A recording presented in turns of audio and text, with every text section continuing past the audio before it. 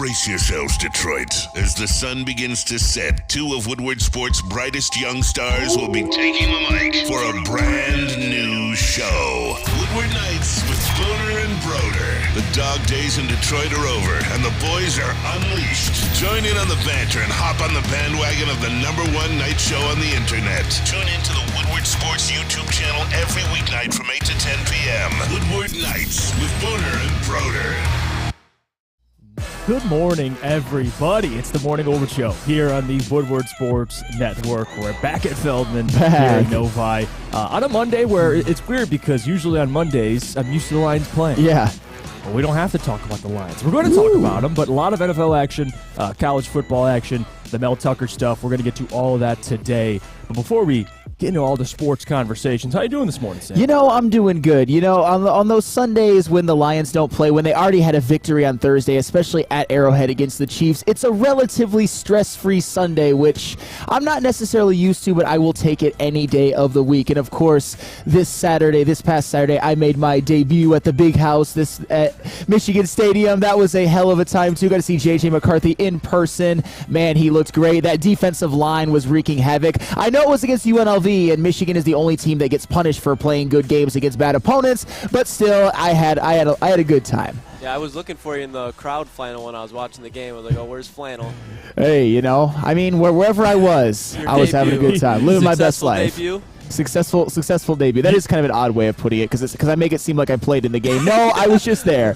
It was fun though. No, it's regardless, Sam. Michigan's lucky to have your presence. I think we can all say that and agree there.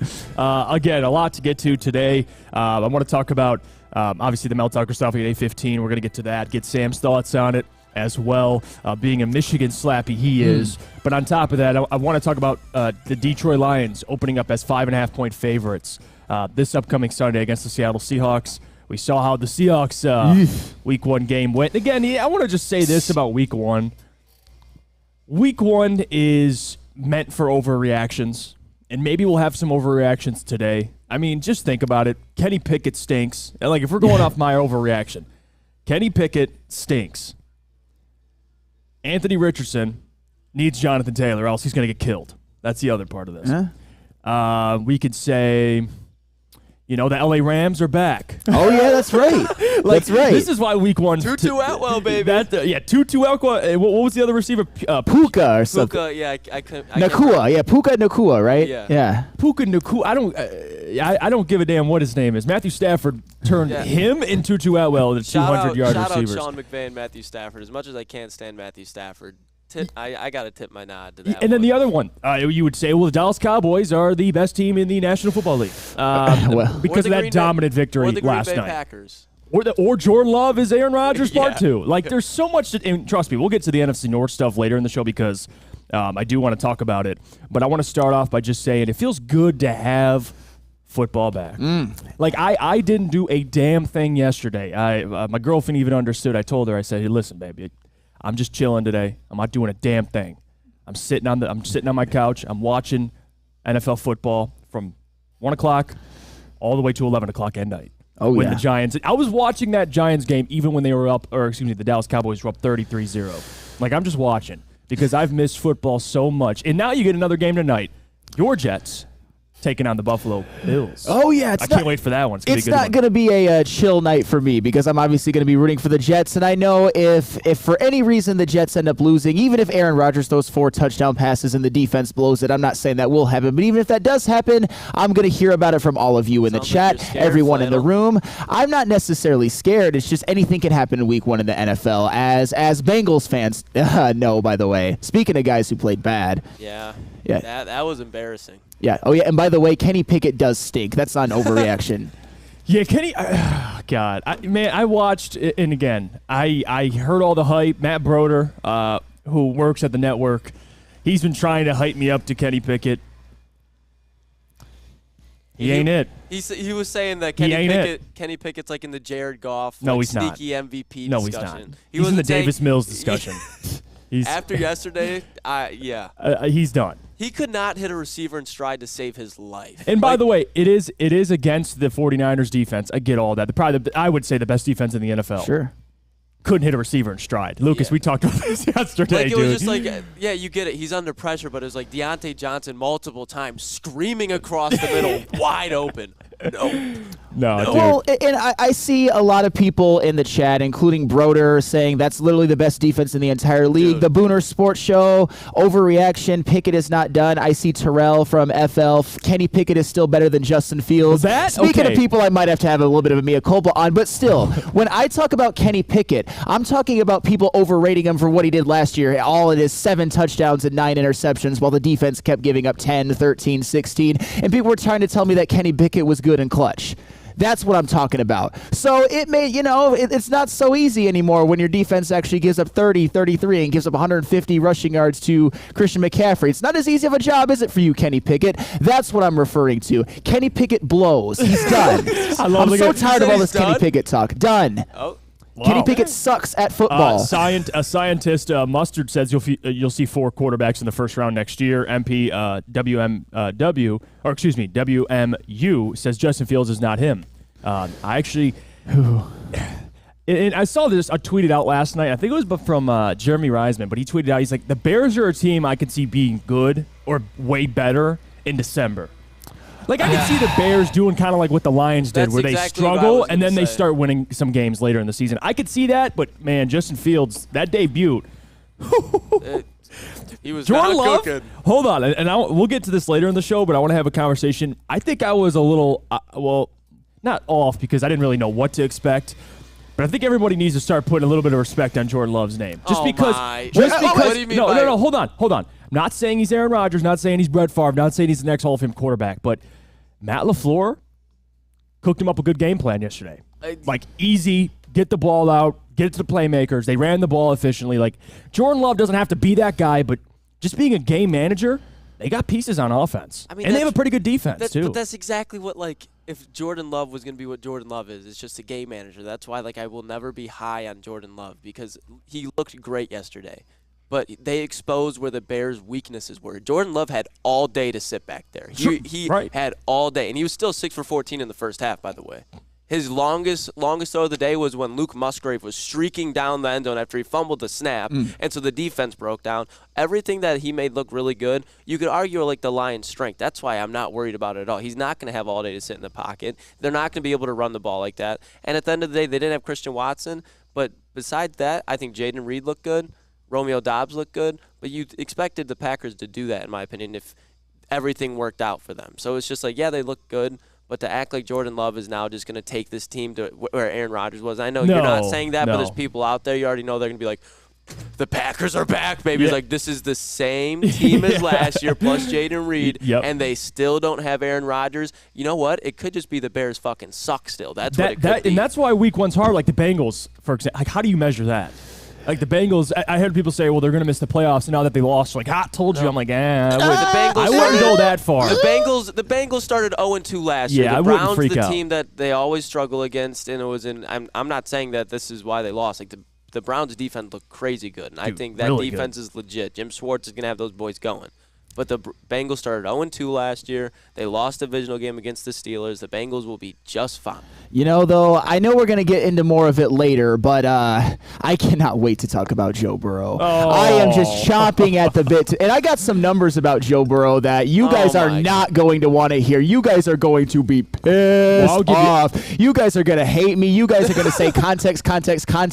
And guess what? I don't give a damn because I'm about to drop a bomb on this whole... It's over. Well, guess what? I'll tell you something you probably would want to hear, and that's Woodward Nights. Wait, hold on. Before Burrow was coming off that injury too, and the Browns' defense is legit. Come on, let's keep the excuses coming. Okay. Keep the excuses coming. To be clear, there's no excuses for yesterday. That was an abomination. You can't say his calf injury but affected his play. Come on, guys. No. What I will say is, though, looking for a high-level sports talk for your weekly nightcap. That is the boys over at Woodward Nights, featuring Booner and Broder, two of Detroit's up-and-coming newest newest sports personalities. They preview weekdays, 8 to 10 p.m. Go check the boys out every single night. They do great work, and they are friends of the show. So do me a favor and check those guys out. But back to what we were kind of talking about, which is the NFL weekend, kind of recapping and everyone's thoughts on it. I know it's always easy to have overreactions. Obviously, we'll get to the Burrow stuff later in the show. I don't want to tease because we have a whole segment dedicated to who impressed you and who didn't impress you from this weekend. What I learned, though, just something small to throw in there, NFC teams aren't as bad as people are saying. Sure.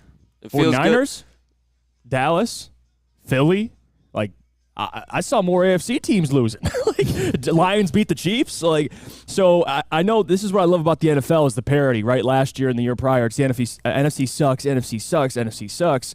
And then week one, NFC teams didn't look too bad. Yeah. So we'll see how the season plays out, but it's good week one for NFC teams. Yeah, I mean, but I will say this, too, about Philadelphia. I mean, Jalen Hurts didn't really look that great either, and he had what could have been a very, very costly fumble. Bill Belichick was schemed up like a motherfucker yesterday. Man, the schemes that he was running were insane. There was this one where, I don't know if you saw the one where A.J. Brown got popped kind of early on in that game.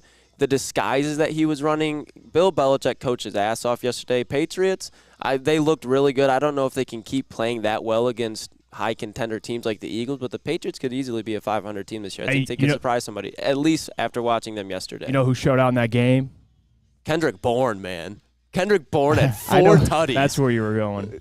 I know who you're going. Who are you going with? Jalen Carter. Yeah, I got to give credit. That dude was getting doubled immediately. I mean, Jalen Carter was going off, but and I'm not trying. And I don't want to play the revisionist history as where I wish I would have had Jalen Carter, but my gosh, watching the game and Jordan Davis, I think those two dudes, man. I know taking over for Hargraves, he's out, but that Philly defense, I know a lot of young guys now. They're still going to be damn good. Well, damn good. I mean, many things can be true about everything that went on with the 2023 draft. I've had a little bit of Jalen Carter FOMO, I will say, but still, I am going to be watching this guy's career very, very closely, and I'm rooting for him because I think a lot of Lions fans, even though the draft picks I think will work out and looked very good in week one for the Lions, a lot of people took a lot of shots at that guy and basically said he was going to be a bust, and I even had a little bit too many people nitpicking one Will Anderson, speaking of guys who also showed out. We're going to get to him more later. So I'm going to watch these guys very closely throughout their careers, and I hope they both do very, very well. Well, can we just have a moment of silence for 1 second here? Because everybody big shout out to DeAndre Swift last night. 1 carry for 3 yards, man. Shout out Jamal Williams, too. Oh, yeah, Flannel. Yeah. What? David Montgomery and his 3.5 yards per carry was a whole yard higher than Jamal Williams yesterday. I mean, DeAndre Swift, 1 carry for 3 yards. The heart he showed. And a drop. And a drop. And the drop, too. The heart he showed. And then Jamal Williams over there in New Orleans, which it was a great game, to be honest with you. But Jamal Williams, 18 for 45. That's the thing. And not trying to, again, Jamal, what he did in a Lions uniform, he was loved by fans. But my gosh, I think if you can't see it, I know it's week one, but I would say it already. Lions upgraded the backfield. What were you going to say, Lucas? It's that was practically I could think of numerous times where Jamal Williams had 45 yards. The only thing is he had 2 touchdowns because the offense was moving down the field and he was eating up there at the merchant. So it's pretty much did the same thing, maybe a little bit lower yards per carry, just no touchdowns. That's what. Oh, boy. I'm seeing a big-time overreaction in the chat that I'm really, really getting mad at. Patrick O'Hara, you're a little out of pocket here, saying that Bijan laid a turd. Okay, let's talk about this just really, really, really, really quick. Because I know you're going to probably use that to also really hype up Jahmyr Gibbs for his game. Who had more rushing yards week one? Bijan. Who had more receiving yards week one? Bijan. Who had a touchdown week one? Bijan. What are both teams' record? 1-0. Stop talking, Patrick O'Hara. Shut up. Hey. Shut up. I'll be honest, though, Sam. Tyler Algier looked pretty good. But you know what? You know who else has an RB? Who else had a running back who had more carries than him? Oh, that's right. Jahmyr Gibbs. David Montgomery had 3 times the carries. I get it. Tyler Algier looked really, really good, too, but so did Bijan Robinson. It's okay. We'll have to revisit this one. But, Sam, I can't wait to get to the NFL. Now I'm excited. We got an NFC North segment later in the show. We're going to talk about, the NFC North and how that played out. Also, the NFL. We'll go to break. When we get back, we'll get to the Mel Tucker stuff. But first, Sam Flannel, could you tell everybody at home where they can get the best haircut? Oh, absolutely. And that is Lady Jane's, of course. That always has me looking so good. And you know what? I'm not even at Lady Lady Jane's today, but if I had to drive all the way there, I would do it. Because you can come to Lady Jane's Haircuts for Men for an award-winning haircut experience. Register to win a trip of your dreams and all expenses paid suite for the 2024 NCAA tourney. That's right, no expense spared for you and 5 of your best buds. Lady Jane's Haircuts for Men, open 7 days a week. Walk in anytime. It's wicked awesome. Are you a diehard college football fan? Well, it's your lucky day. Join special WSN guests like Spencer Raxter, Flannel Sam, and more every Saturday. Go to our Woodward Sports YouTube channel on Saturdays and tune in live from 8:30 to 10 a.m. By now you know me, Christina Gennari, as the obvious choice in real estate. And you know my website, soldchristina.com, as your #1 resource for buying or selling your home. Myself, along with my amazing staff, pride ourselves on making your home buying and selling experience a relaxing and easy one. Come see why we are the obvious choice. Christina Gennari at soldchristina.com, the obvious choice in real estate. Come hang with the Woodward Sports Crew all throughout football season on Saturdays and Sundays. Join our college football and Detroit Lions live watch parties. Inside the 5, caught, end zone, touchdown Detroit Lions! With money on the line. Featuring different special guests and surprises. Start times will vary depending on the game. Only on our Woodward Sports YouTube channel.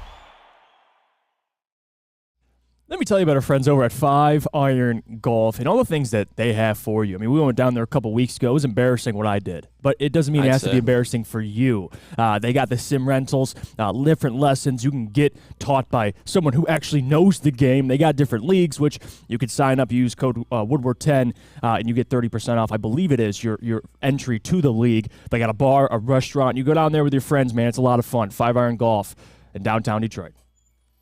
Welcome back to the Morning Woodward Show here on the Woodward Sports Network. We're down at Feldman and Novi right now, and just talking a little bit about the NFL weekend, what we saw, a little bit of recap here, and we'll get to that later in the show as well because there are more things I do want to cover, specifically those NFC North teams, because it's even worse than we thought it was going to be. I'll just say Shout out Baker Mayfield, baby. Baker Mayfield, baby. Let Baker cook! Let him cook. Minnesota Vikings don't look like they ain't winning too many close games this year, I'll tell you that. But I want to get to the Mel Tucker stuff because it is more recent news, and it is big time. I mean, the university, Michigan State, just beat Richmond over the weekend. They're 2-0, and then this news now comes out. And this is something that, if you listen to the press conference yesterday, AD, Alan Holler, he met with the media and kind of talked about it. He kind of knew about a situation since about December, but they're not allowed to – they don't really know what the situation is. He found out what the situation was specifically, and now Michigan State football coach Mel Tucker suspended without pay until the university completes its investigation. And for people that have been living under a rock and you don't know what the situation is, it's an accusation to Mel Tucker for sexually harassing really a prominent sexual assault awareness speaker after she was hired by Mel Tucker to speak to the team, and that her name is Brenda Tracy. And again, she was around the football team, I believe it was multiple times, speaking to the team, raising awareness about sexual misconduct, and a great person to be around young men to teach them, and it was a great move by Mel Tucker at the time. But as reports are coming out, there are behaviors by Mel Tucker that was deemed fireable at the time, but it apparently now it's suspended without pay, or at the time. So before, I thought he was fired yesterday. That's what I initially heard. That's what I figured would happen. I was shocked at the time because I didn't know anything about this investigation, that there was an investigation, and then now you see the news about him being suspended without pay. But overall, I think this is something that Michigan State just has to do. I don't think he's coming back. I think he's fired, to be honest with you. You can say suspended without pay, but claims like this, especially for a university that just can't seem to breathe. Like, it just seems like something's happening at MSU, often not about specifically this stuff, but just in general.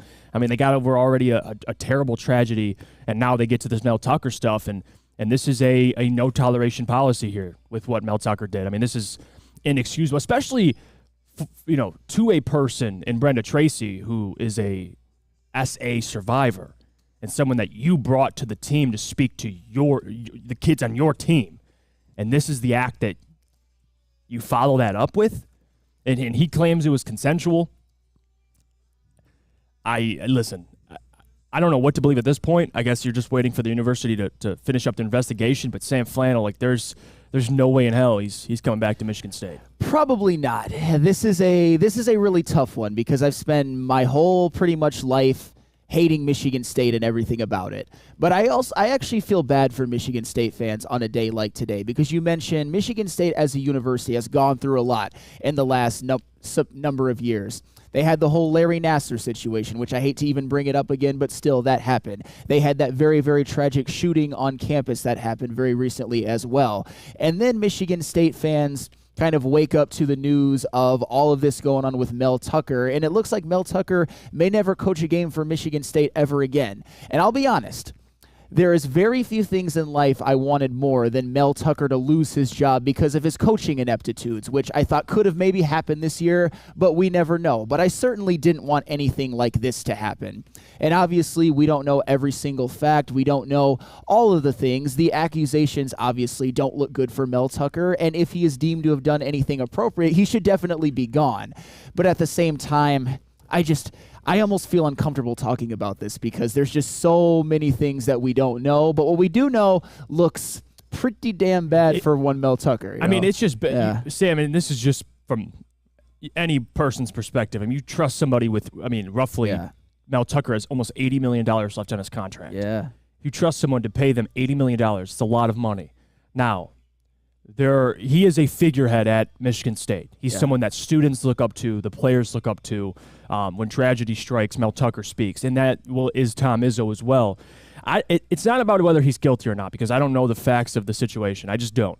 But what I do know is that the fact that he's even accused, and he admitted of the acts, but he claimed it was consensual. So we'll find out all those details later. I'm not a lawyer, so I'm not here to break down the case and tell you who's guilty and who's not. But what I will say is, anybody you're giving $80 million to, this ain't going to fly.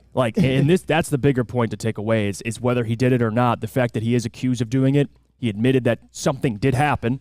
It was consensual, but Brenda Tracy obviously disagrees with that and is accusing him of something, a little more worse than what he describes. Then, you know what? We'll let the facts play out, but overall, there's no way he's coming back. So at this point, the university, they're moving on, and now they're already, there's already an interim head coach for next week's game and then probably the rest of the season. Who knows what happens with the players now? I'm assuming that, the guy that recruited you or the guy that recruited you to transfer to MSU is now into some pretty, potentially into some pretty disgusting things. You know what? What does that mean for the university moving forward? I don't know, but it's unfortunate that MSU just can't seem to catch a break here. That's the bigger thing I'm probably taking away. Well, I mean, when you're Mel Tucker, when you are one of the biggest names at Michigan State, when you're paid all of that money, given that big contract for that 1 year where they won 11 games, you have to keep your behavior, whether it's criminal or it was consensual, I don't know. You have to keep it really, really tight to the chest. You can't be making any discretions that could be seen as something that you did wrong. And Mel Tucker, he probably should have he probably should have stayed away from the phone and everything like that, stayed away from even corresponding with that woman in that kind of a way. And this isn't like to attack her. I'm just saying that you can't be doing things that could even be remotely questioned, especially in today's society. If you're accused, you're pretty much gone. We never know. We never know what's going to come out, but there's always going to be a tarnish on Mel Tucker's legacy, no matter what comes out. And I would be shocked if he ever coaches a game in Division I college football again. Hell, any level, high school at this point. And that's the bigger thing to take away. Like Scott here in the WoodwardSports.com chat says, even if it was mutual, it's a bad look for the university. He needs to go. Tucker's married, and this reflects on his character. And that's the thing too, because people in today's world are guilty. Or at least it seems like guilty till proven innocent. Sure. It's not the other way around. It should be innocent till proven guilty. So I don't want to comment on, whether Mel Tucker's guilty or not. Now those facts will come to light. But what Scott's saying is, even if he's, not guilty and this was consensual, it's just a bad look. It is. It's just a bad look, especially with her, like Brenda Tracy, who's a sexual harassment. Out of all people, that is all awful. People. That's probably the bigger thing to take away here is with her. Brenda Tracy operates a nonprofit company that tries to raise awareness about sexual misconduct, especially among athletes. And then there's Mel Tucker, who's accused of these things. Now, again, I hate that in the world we live in, it's guilty till proven innocent. So I don't want to just assume he's guilty, but still the fact that you're accused from this person, and there was a phone call that was had. Yeah, like everything that was on that phone call is easily going to be able to be traced down. Like it's going to be tracked. Like if they want to do an investigation, they can easily see what was on that phone call. That's and if that gets leaked, oh boy, Tuck ain't coming back, baby. Tuck ain't coming. No, he's coming, but he's never returning. Yeah. he's doing something else. And I know it'd be easy to throw in the Tuck coming jokes. I'll let E&E do that because 2 to 4 they're going to be doing that a ton.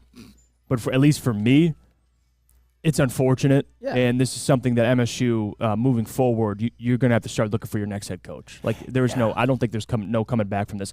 Even if again, it's just the accusation on who it's against. We'll see how it plays out. And I'm not saying Mel Tucker will never coach in college football again. I just don't think it'll be with MSU anymore. I think that chapter's closed. Well, and I forgot who mentioned it in the chat, but Mel Tucker, and this is something that I find to be probably more despicable behavior than maybe even the average guy. He was a married man doing this. That's basically like cheating on your wife at that point. No basically. Yeah, no, it definitely is cheating on your wife at that point. So by that logic, he's kind of a scumbag already. I'm not saying that things can't happen, but I'm saying that, like, even if it was consensual or not, which obviously the woman says that it wasn't, he basically committed adultery right there. And Michigan State shouldn't want adulterers coaching their kids. And look at this. Juice's Ghost says, don't matter if she hung up. He hired her. He did stuff with her. The second she's not cool with it, it all blows up. And there's, the kind of other side of this. Orc Mohawk says, if it was on the phone, hang up if you didn't like it. Come address the fact. Justin O says, so if she did make a false accusation, why would it still look bad on him? And that's the thing. It's not. He's never going to be able to escape this, whether he did it or not, because especially the person that she is accusing him, it's just like no matter if this is a false accusation or not, it's just this is always going to be Mel Tucker's narrative. I know it's just a terrible, terrible situation. Like, and this is. Especially in today's world, I mean, you guys know this, and it ruins college athletes, sometimes their career, but somebody will come out, accuse an athlete of something, typically a female for something, and it doesn't become true. And there's the downside, but there are true cases in which these athletes did do horrendous things, but there's also the flip side. So that's why I hate the guilty till proven innocent. It's unfair, even for someone like Mel Tucker, a prominent figure in sports, in college football, somebody that, again, if you accuse Mel Tucker, like it's going to hurt him, obviously, with his status and what he represents, but also we don't know the facts yet. So, the things that Brenda Tracy's talking about could very well be true. Yeah. Or it could be a lie. I don't know.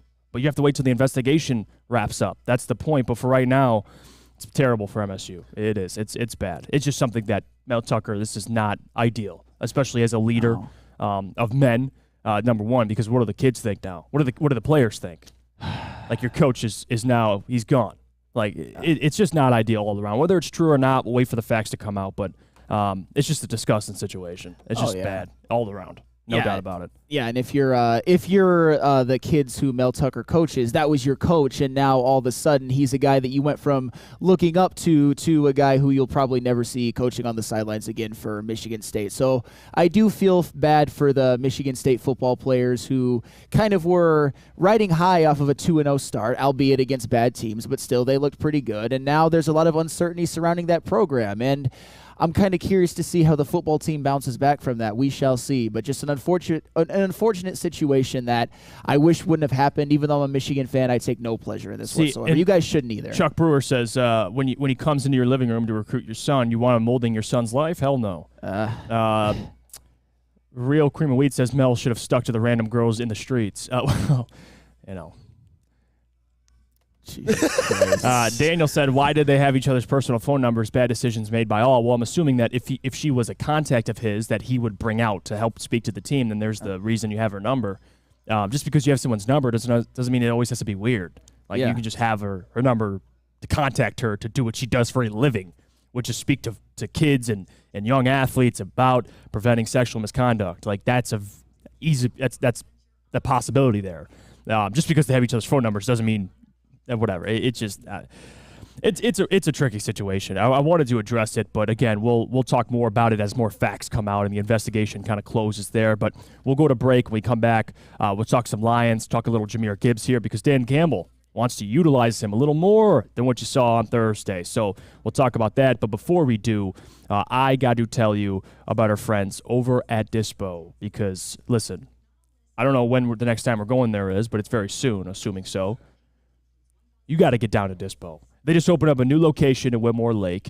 They got the location out in Romeo, as you guys know, but there you go, over 12 locations. In every one of them, nice. The best bud tenders, the best bud, as so I've heard. So go check out over our friends at Dispo. Tell them your friends at Woodward Sports sent you. Maybe they can hook you up with something. Introducing the Planet Fitness Guide to getting that post-workout glow. Step 1, what's your why? More epic energy, better sleep, blow off steam? Step 2, join Planet Fitness for just $10 a month and get moving in our clean and spacious clubs. Step 3, bask in that post-workout glow. Join Planet Fitness today for just $10 a month.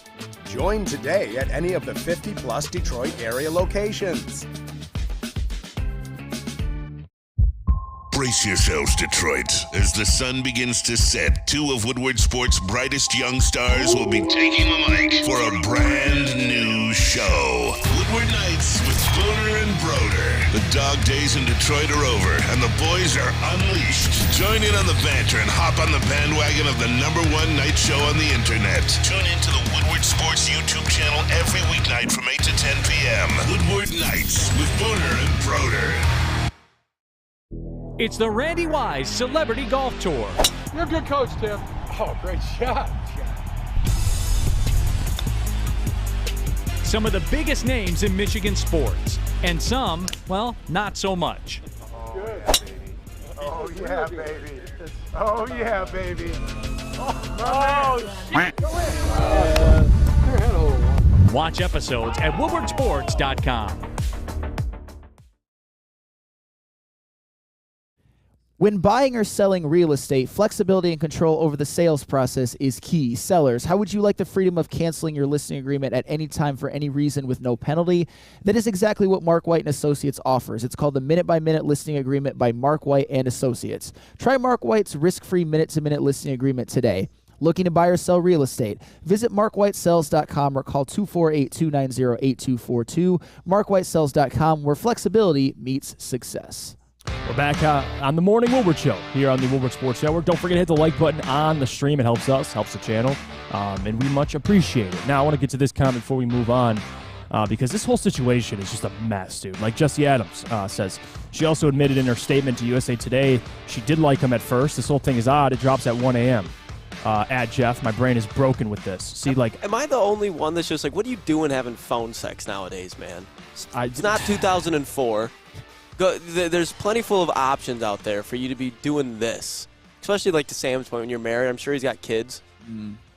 Like, I don't even know what to say. Like, I need more facts to come out because I at least for me, I've had a problem with how the world operates and the fact that, like I said last segment, it's always guilty till proven innocent. So I'm trying to weigh on that side of things, but also not completely just disregard the potential victim here. So it's a tough one, but we'll see. More facts are going to come out, and overall the situation is just bad. It's just bad all around. It really is.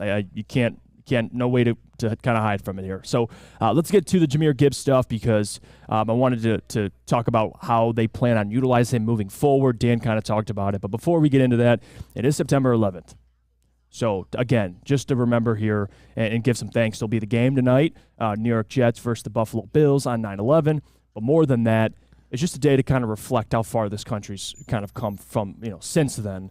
I remember, at least for me, I was, 1 year old. So, being in preschool at the time and my mother coming and getting me from preschool while this was all happening, it is terrible, but it also kind of makes people remember and give thanks back to all the, the firefighters that not only serve this community and serve Michigan here, but in New York that lost their life and all the victims of 9/11. So I wanted to say that and give thanks, appreciate the people that put their lives on the line to make sure that we are safe, but more than that, just America as a whole. So very thankful. Best country in the world.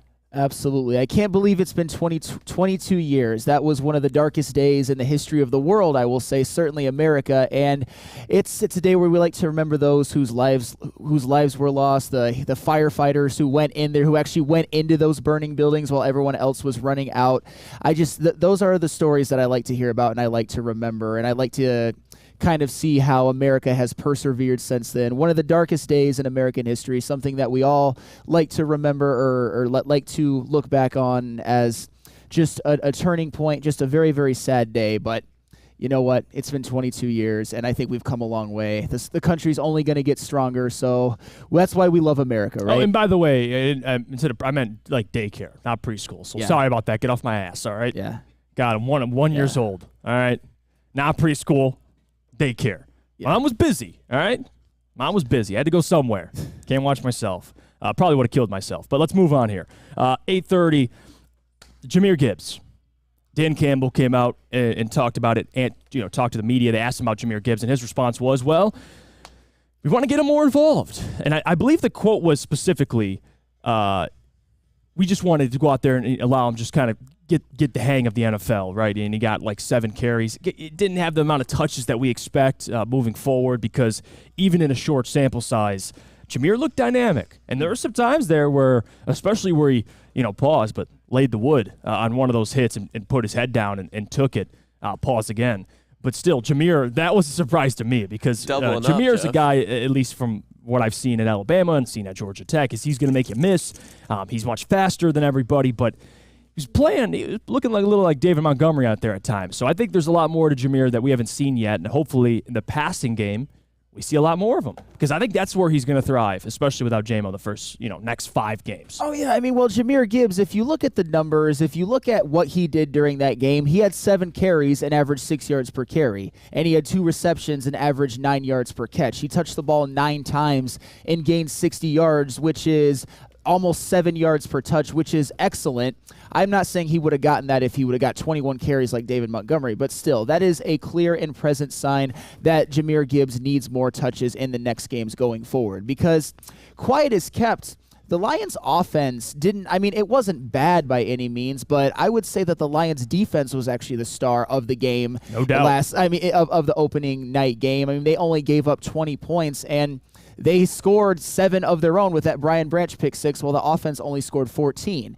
And Jahmyr Gibbs gives this offense an element that David Montgomery just doesn't. Jahmyr Gibbs is explosive, but what also Jahmyr Gibbs showed is when he gets the ball in the open field and shows his shiftiness, he will also put his head down and get the extra yards, which is something that I was kind of shocked about. I think it made all of us in the room just gasp, like, oh my goodness, Jahmyr Gibbs is coming. He is him. So yes, I would love to see Jahmyr Gibbs get more involved. I want to see at least 15 touches in the next game. Is that fair? Is that a fair number? Yeah, 15? that's fair. Yeah. I mean, you think about the rushing total, like 7 carries for 42 yards. You'd want him to get more carries, maybe a couple more carries, but I don't think they're far off on the carries, Lucas. I don't think I think where they're far off on it, and obviously they're planning on using them that way, would be the receptions.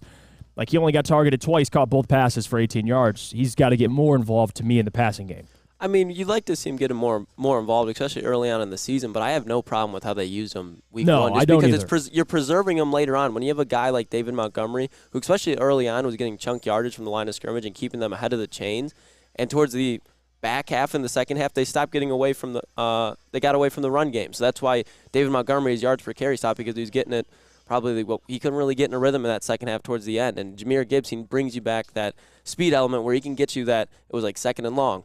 Put you in 3rd and manageable, just like that. So I didn't mind how they use him. They are obviously going to use him more, but especially the fact that we didn't use him that much and we still beat the Kansas City Chiefs. So that should give you more hope about the offense as well, because to Flannel's point, the offense giving up a fumble in the red zone, that sucks too. There was a couple times where 4th and 2 didn't get it. That sucks. So this offense as a whole can play better. But I was still happy from what I saw because they still beat the Kansas City Chiefs and Patrick Mahomes. That's what's crazy to think about is like how bad the offense looked. Like, and not just entirely. I mean, you score 14 points, which, wouldn't be enough 6 out of 7. If you play the Chiefs 10 times and you score 14 points, you're probably only beating them once. And they did that because the defense scored. The defense, Brian Branch, the rookie, scored. When you guys were talking about Jalen Carter, it's like, yeah, Jalen Carter would be nice, but having Sam Laporta Brian Branch, we would not have won that game against the Kansas City Chiefs. So that's where it's just like, yeah, could have Jalen Carter, but you also have those 2 studs in the second round that you're able to go and get. Yeah, and that's why I'm happy with what the Lions did. I want to make that clear. Like, even though I was simping for Jalen Carter pre-draft, I still understand why they took Jahmyr, and I'm excited, man. I think Jahmyr Gibbs, even in the small sample size we saw, I know they gave majority of the carries to David Montgomery, but Jahmyr Gibbs, he showed a lot of flashes against a pretty good defense, and a well-coached defense, too. And now you're facing a defense this week which, gave up 100 yards to 2 nobodies. I mean, I'm just going to say it. Tutu Atwell. Like Tutu Atwell. He's Precious. Or Puka, no. my bad, not Precious. Puka. Puka? No. Like, so I think the offense is due for a bounce-back performance this upcoming week against the Seahawks, but we shall see. No. It's the up and down in the NFL, man. The Seahawks looked like that week 1, week 2. They're going to be a different team. They just are. But so will the Lions. Yeah, and I would certainly agree that the Lions offense is due for a bounce back, certainly against the Seattle Seahawks team that is limping into the game, and we'll get to more of that later. And I see a little bit of discussion in the chat about how using Jahmyr Gibbs, I wouldn't say sparingly, but only giving him 9 touches in week 1 was by design, just kind of easing him in, not trying to wear him down so early. But can we all agree that at some point this season, if you're going to draft a running back number 12 overall, you got to get him more than 9 touches a game? Well, yeah, and I think they absolutely do, Flannel. But to your point, like, they're going to be doing that later on in the season. This keeps him healthy for that, because if you just keep feeding him the rock, by week 15, 16, 17, he's going to be pretty beat up at that point. Now you're going to have Jahmyr Gibbs. If they keep doing this, I'm really not going to have any issue with it, because come playoff time, Jahmyr Gibbs is going to be fresh, and David Montgomery, he's a workhorse back. He's a back that takes some time to get going, and once that happens, he wears down the defense, and that's when you put in Jahmyr Gibbs. That's what you're drafting him to do. You're not drafting him to be a Hall of Fame All-Pro rookie. Like, you're drafting him so when he hits his prime in year 3, 4, 5, Jahmyr Gibbs is healthy. Right. He's doing everything that you did. So then, when David Montgomery's gone, you have your RB1 of the future. And before then, you have an absolute elite weapon that you can use at your disposal and keep him healthy and fresh. I think that's the key to all of this. Maybe that's partially to the Lions learning from what they did with DeAndre. Like, DeAndre week 1 of last year, what do you have, like 15 carries for $144 against the Eagles? And then after that, it was just downhill, health-wise, performance-wise. And now they're probably thinking, you know what? Let's ease this man along. That's fair. Let's not, throw everything at the wall week 1 here and give him 15 carries. So, maybe I don't expect him to be a 15-carry guy consistently, but still, I'm not worried. Like Lucas said earlier, I'm cool with how they're using him. And the fact that they used him the way they used him, put a leash on him, and they still beat the Chiefs, I mean, what more can you ask for, at least at this point? Yeah. Now, didn't play their best football, still won the football game. Yeah, they on won the road. They won the game, and that is the most important thing of all. And ultimately, it wouldn't matter who got the touches, who scored, who made the defensive plays. All that matters is that the Detroit Lions are 1-0 going into a home game against Seattle, which looks a lot more winnable than I would say even it looked just a couple of about 12 to 18 hours ago or so. So that's all good news. I just hope that Jahmyr Gibbs, what we saw in a small sample size, I really liked. I really think there's a lot of promise with him, with like how he just made dynamic plays. It seems like every time he touched the football, something really, really good happened. Well, speaking of, every time someone touches something good happens. Matt Broder, man, this guy's cooking. And now there's a Woodward and Maine show coming out now. Matt Broder, Uncle T, Gabby D. Phillips. Like, look at this guy, dude. I mean, the guy. Speaking of me being on the graphics, what about Broder? Can we start calling out Broder too? Broder's a Detroit Lions beat reporter. This guy's everything. And he doesn't even act Hollywood. This guy's on everything. And you know what? That's a great thing, though. I'm happy for my guy. He deserves it. But Tuesdays, 7 a.m. to 8 a.m., Sundays, 8 a.m. to 9 a.m., watch on the youtube.com/Woodward Sports. It'll be available to give you all the updates from the horse's mouth, the Detroit Lions insiders themselves. Tune in. Why are you laughing? Why are you laughing? You there was a couple interesting little tidbits that you threw there. Speaking of like the what'd I do? The intro to Broder, you're like something about touching, and you were just like spot on Broder. Either way, just keep it moving. You were entertaining me there. Is that not good enough for you? Should I have been just absolutely laughing out loud there for you? It was kind of sus. I'm not gonna lie. You know what? It was a little weird, but that's just how I said it. So deal with it. You know what I mean? Just deal with it. I want to ask you, Lucas, Marvin Jones. Explain yourself. Hey, rough week 1, man. Marv, but okay, here's the thing. Let's pump the brake on Marvin Jones a little bit. Okay. Terrible showing, terrible outing. But the routes that he ran, he looked athletic. He looked everything was there before the catch. And then after that, I wanted to just scream watching Marvin Jones, because I will give him this. He made a really good catch on 3rd and 7, which set up that fake punt. Jared Goff kind of extended the play a little bit, and without that, the Lions might not win that game because they don't go for it on that 4th down and 2 on that fake punt.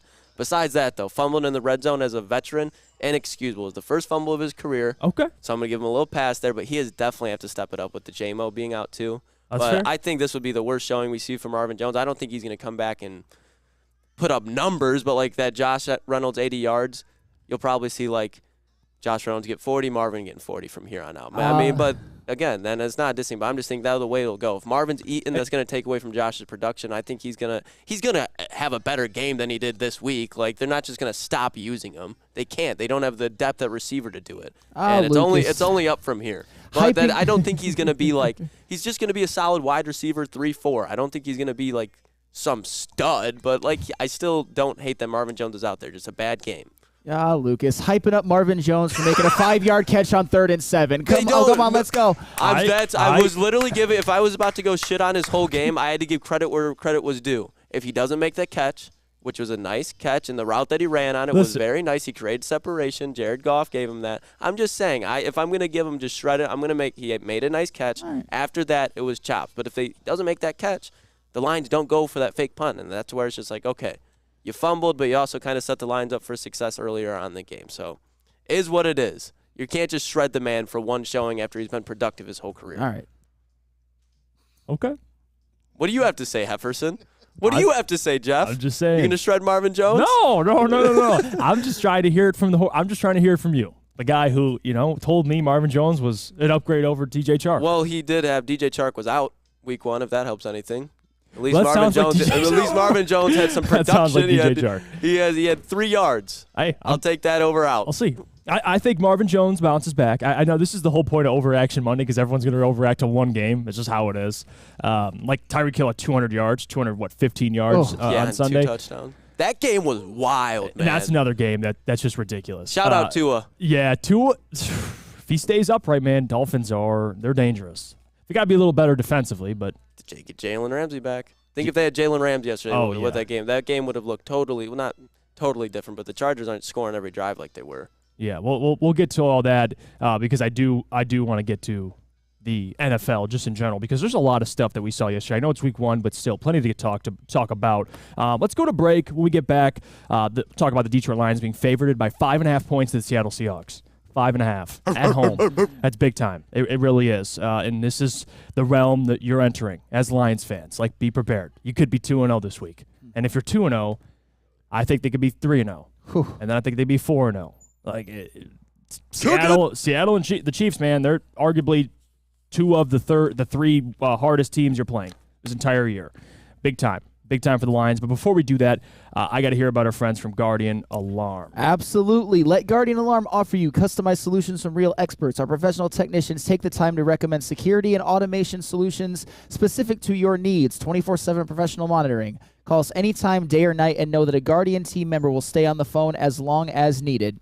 Technology backed by people. Your safety and security deserves technology that's been proven to work and people have been proven to care. Call 1-800-STAY-OUT. That's 1-800-STAY-OUT. Guardian Alarm, your local security experts. Have you ever argued with your little brother? How about some random guy you're stuck in a room with for an hour? Flannel Sam and Spencer Raxter are at each other's throats. One Spartan alumni and one Walmart Wolverine are locked in a room with nowhere to hide. You're welcome. Whether it's go blue or go green, you can go to woodwardsports.com for all the action. Coming soon to a device near you.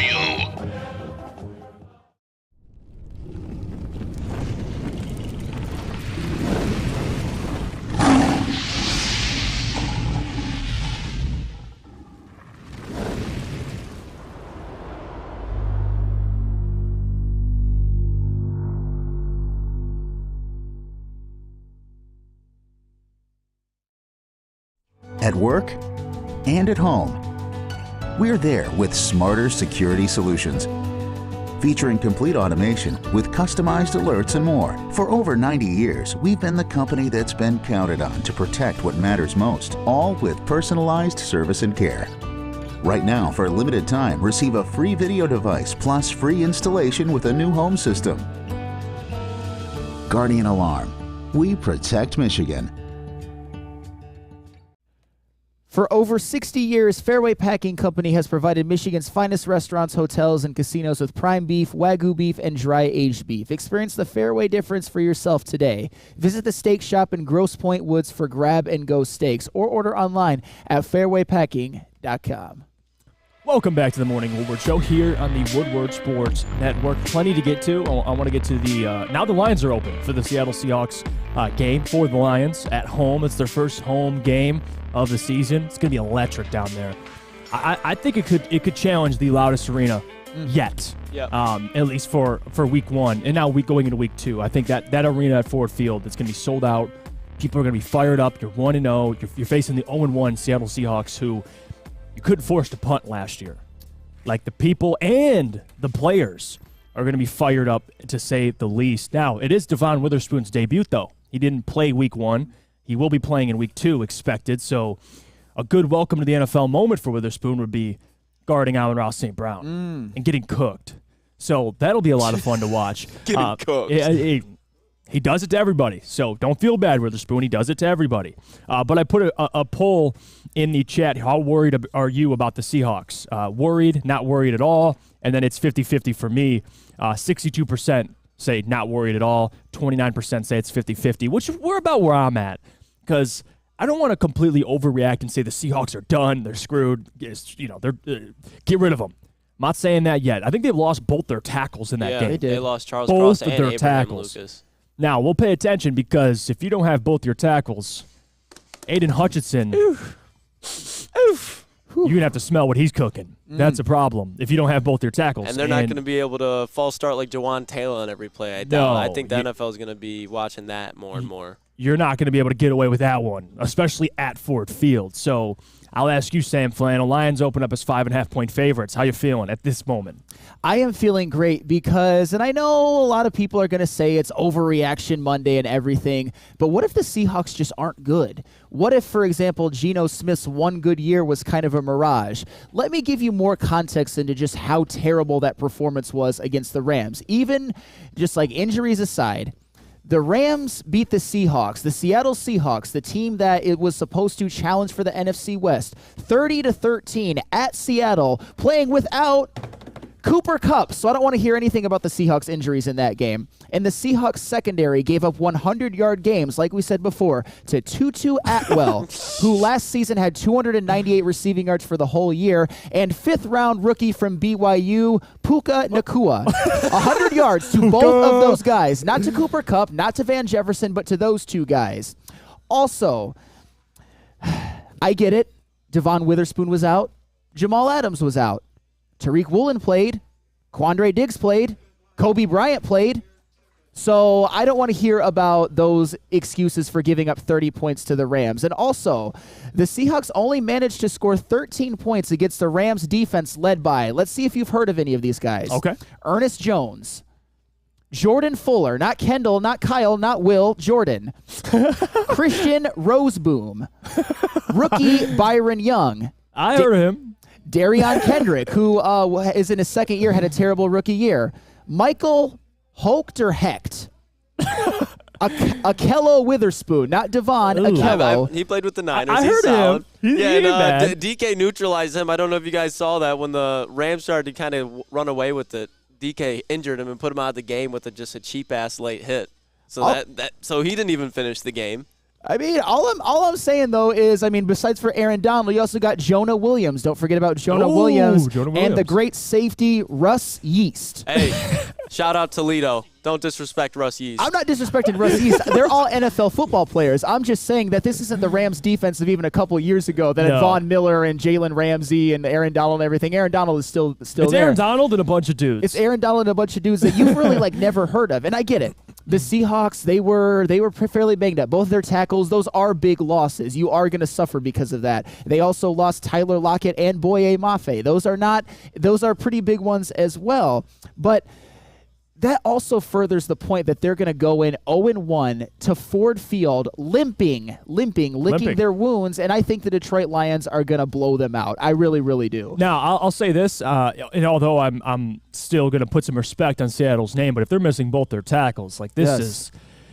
It's time. And it's time, especially with that passing game with DK. Like I think Geno led all quarterbacks in 25-yard completions last year. Like he was throwing deep. In general. Guy was slinging it last year. But if you could get to him, it's going to be hard to throw downfield. You saw that against the Rams. But is it fair to say this, Lucas, for me?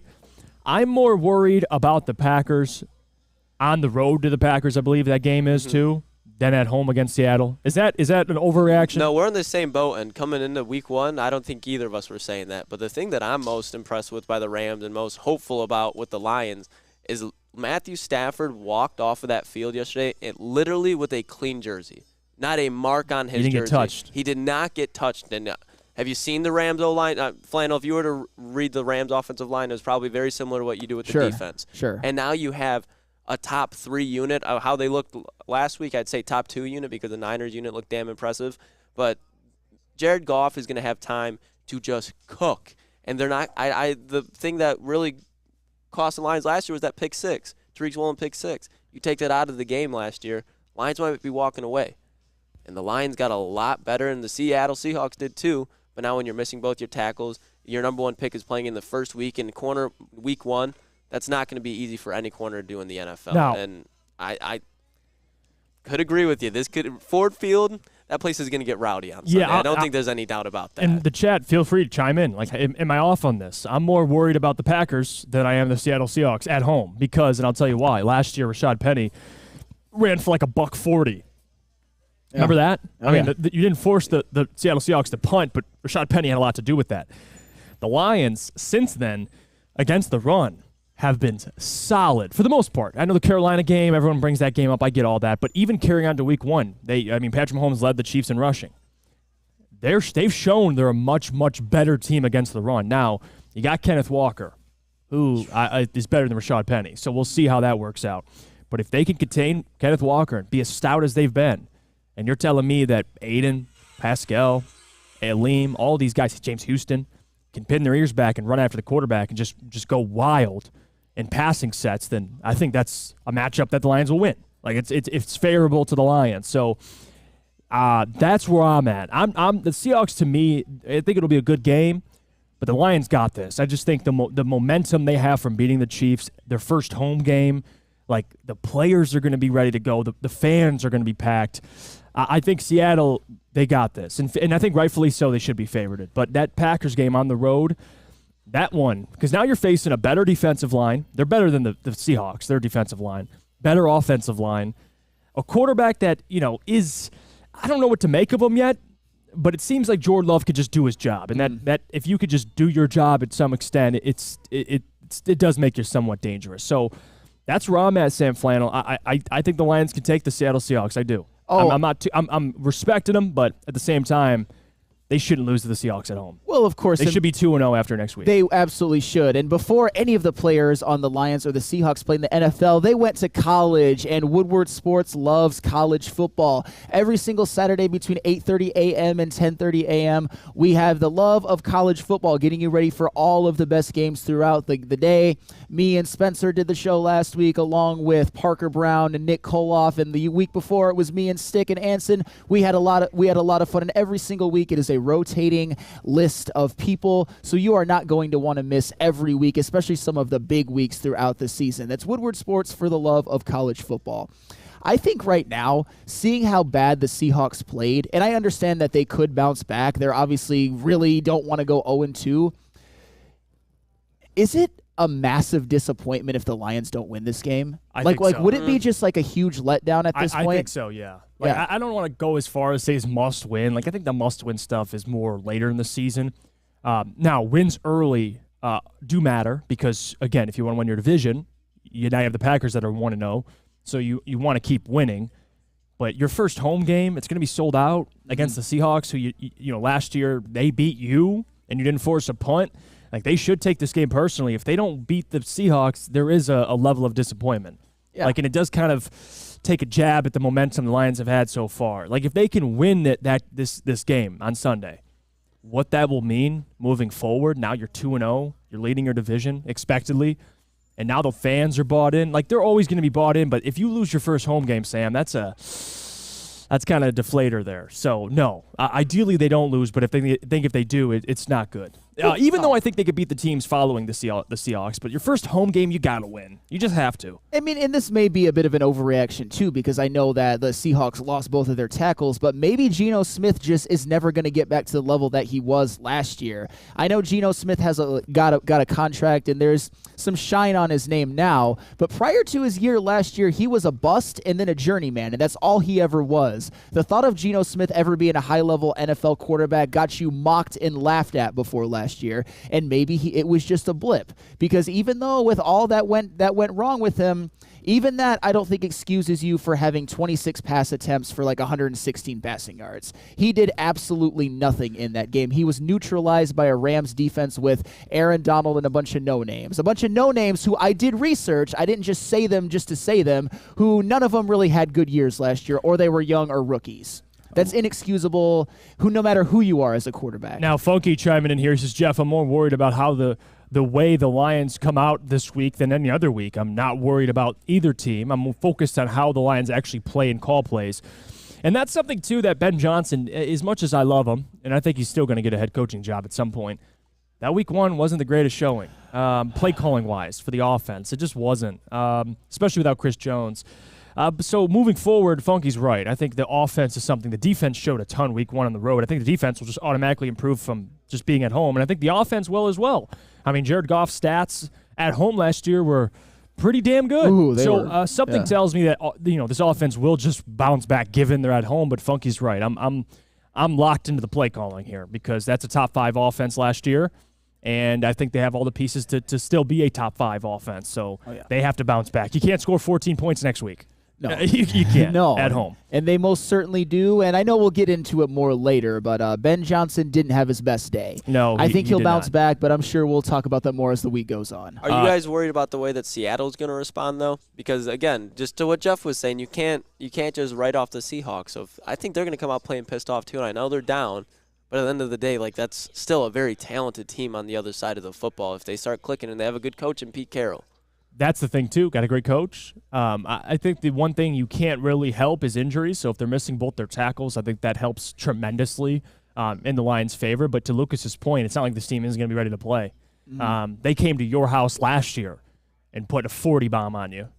So different defense, but still, that's what happened. You didn't force a punt. So we shall see, but they also did have both their tackles. Yeah. So as much as I agree with Lucas, we'll see how the injury report kind of, how it kind of pans out as the week closes here. But if they come into that game healthy, hell yeah, I'm going to be worried. Oh, I mean, you can't just discount the Seattle Seahawks. Yeah, the Seahawks are going to be – I think they're still second in their own division. Even though the Rams are 1-0, I think the 49ers and then the Seahawks will be 1-2 in that division. Sure. And I would still agree with that. And I get it. You can never take a team like Seattle lightly, a team that actually made the playoffs last year and played probably the biggest role in knocking the Lions out of the playoffs. I'm just saying the way that they looked, the way that the Lions looked, the way that I think they match up with each other, I think the Lions got to win this game. And I think they win pretty comfortably. Yeah. I would say by double digits. Now, I'll tell you what. We'll go to break. When we get back, I want to get into more of not just the Lions, but the NFC North and just kind of go through each of the games, what we thought about Justin Fields, Jordan Love, Kirk Cousins, and Justin Jefferson, who walked into yesterday without a contract and put up a $130.5. And they said they're probably not going to resign him anytime soon. You know how their highest paid tight end played? No. Ooh. How do you play, Jeff? I think it was 8 catches for 35 yards. Oh. Now. Love to hear it. This isn't really a direct shot at TJ. I mean, it might be, but my whole thoughts is I don't pay tight ends that much money. I don't know. That's just how I feel about it. TJ Hawkinson is a great tight end. He's top 5. That contract is going to age poorly.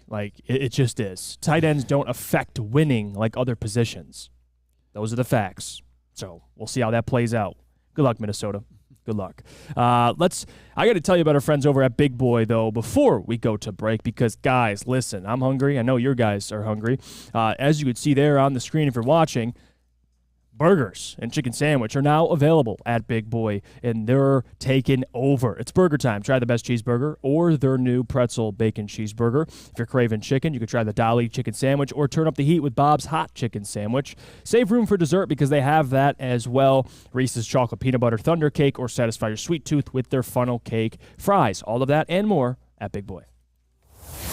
Winners, losers, pushes and draws, over-unders, prop bets, futures and spreads. Are you sick and tired of your picks being losers? Do you want to learn how to bet like a champion? Well, Woodward Sports searched the globe for the most dangerous man with a bet slip in his hand and gave him a show. Coming soon to Woodward Sports. Tune in every weekend as we introduce the greatest gambler to ever walk the earth. Hi, I'm Booner, and I don't lose.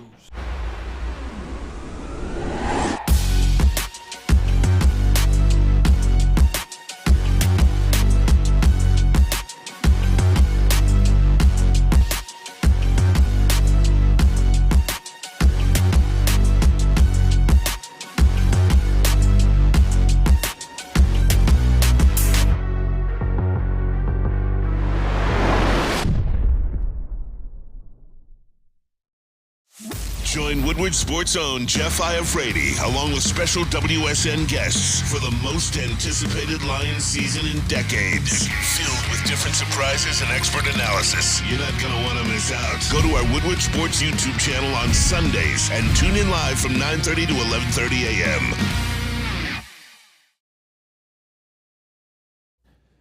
How would you like to have 4-time Stanley Cup winner Darren McCarty on your landscaping crew? Well, now you can make that happen because Darren McCarty is going to work for one day, and all you got to do is enter at OutdoorEquipco.com, OutdoorEquipment.com. It's got all of your outdoor needs.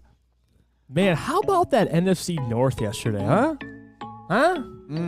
Chicago Bears. I said this last week, and the question was, should Lions fans be scared of Justin Fields? And what did I say? I said no, they should not be. And it's not because I want to sit here and crap on Justin Fields, because actually I think he'll be serviceable. I think there's a lot of talent there. But throwing the football is just, it seems to be a concern still in year, what, three, for Justin Fields.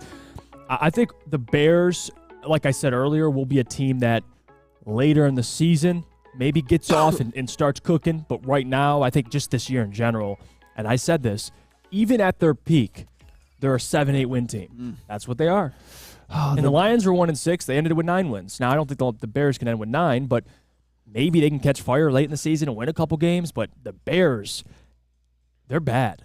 They still got some work to do there. They just do. Yeah, I'm not going to lie. I was the person at probably Woodward Sports that was higher on the Bears than anybody, and it did not look good for them yesterday. Their defense gave up 31 offensive points to a Green Bay Packers team that was missing Christian Watson. And Justin Fields, I am really teetering on the line of being out on him. Maybe he's just not a good quarterback, and here's why.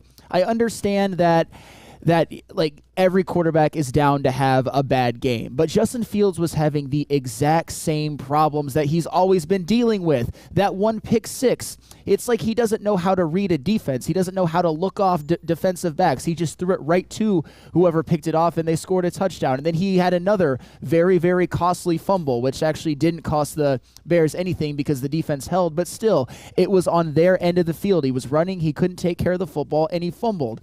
And it's not just on him, though. That offensive line didn't look like it could pass block at all. Still, even with all of the upgrades, DJ Moore only had 2 catches for 25 yards. Love that. Yes, love that. I mean, that's the thing. And DJ Moore, one of the times he did catch the ball, he made a pretty big electric play, breaking some tackles, and he just wasn't involved really the rest of the game. The Bears, it went about as bad and as big of a disaster for them as it possibly could.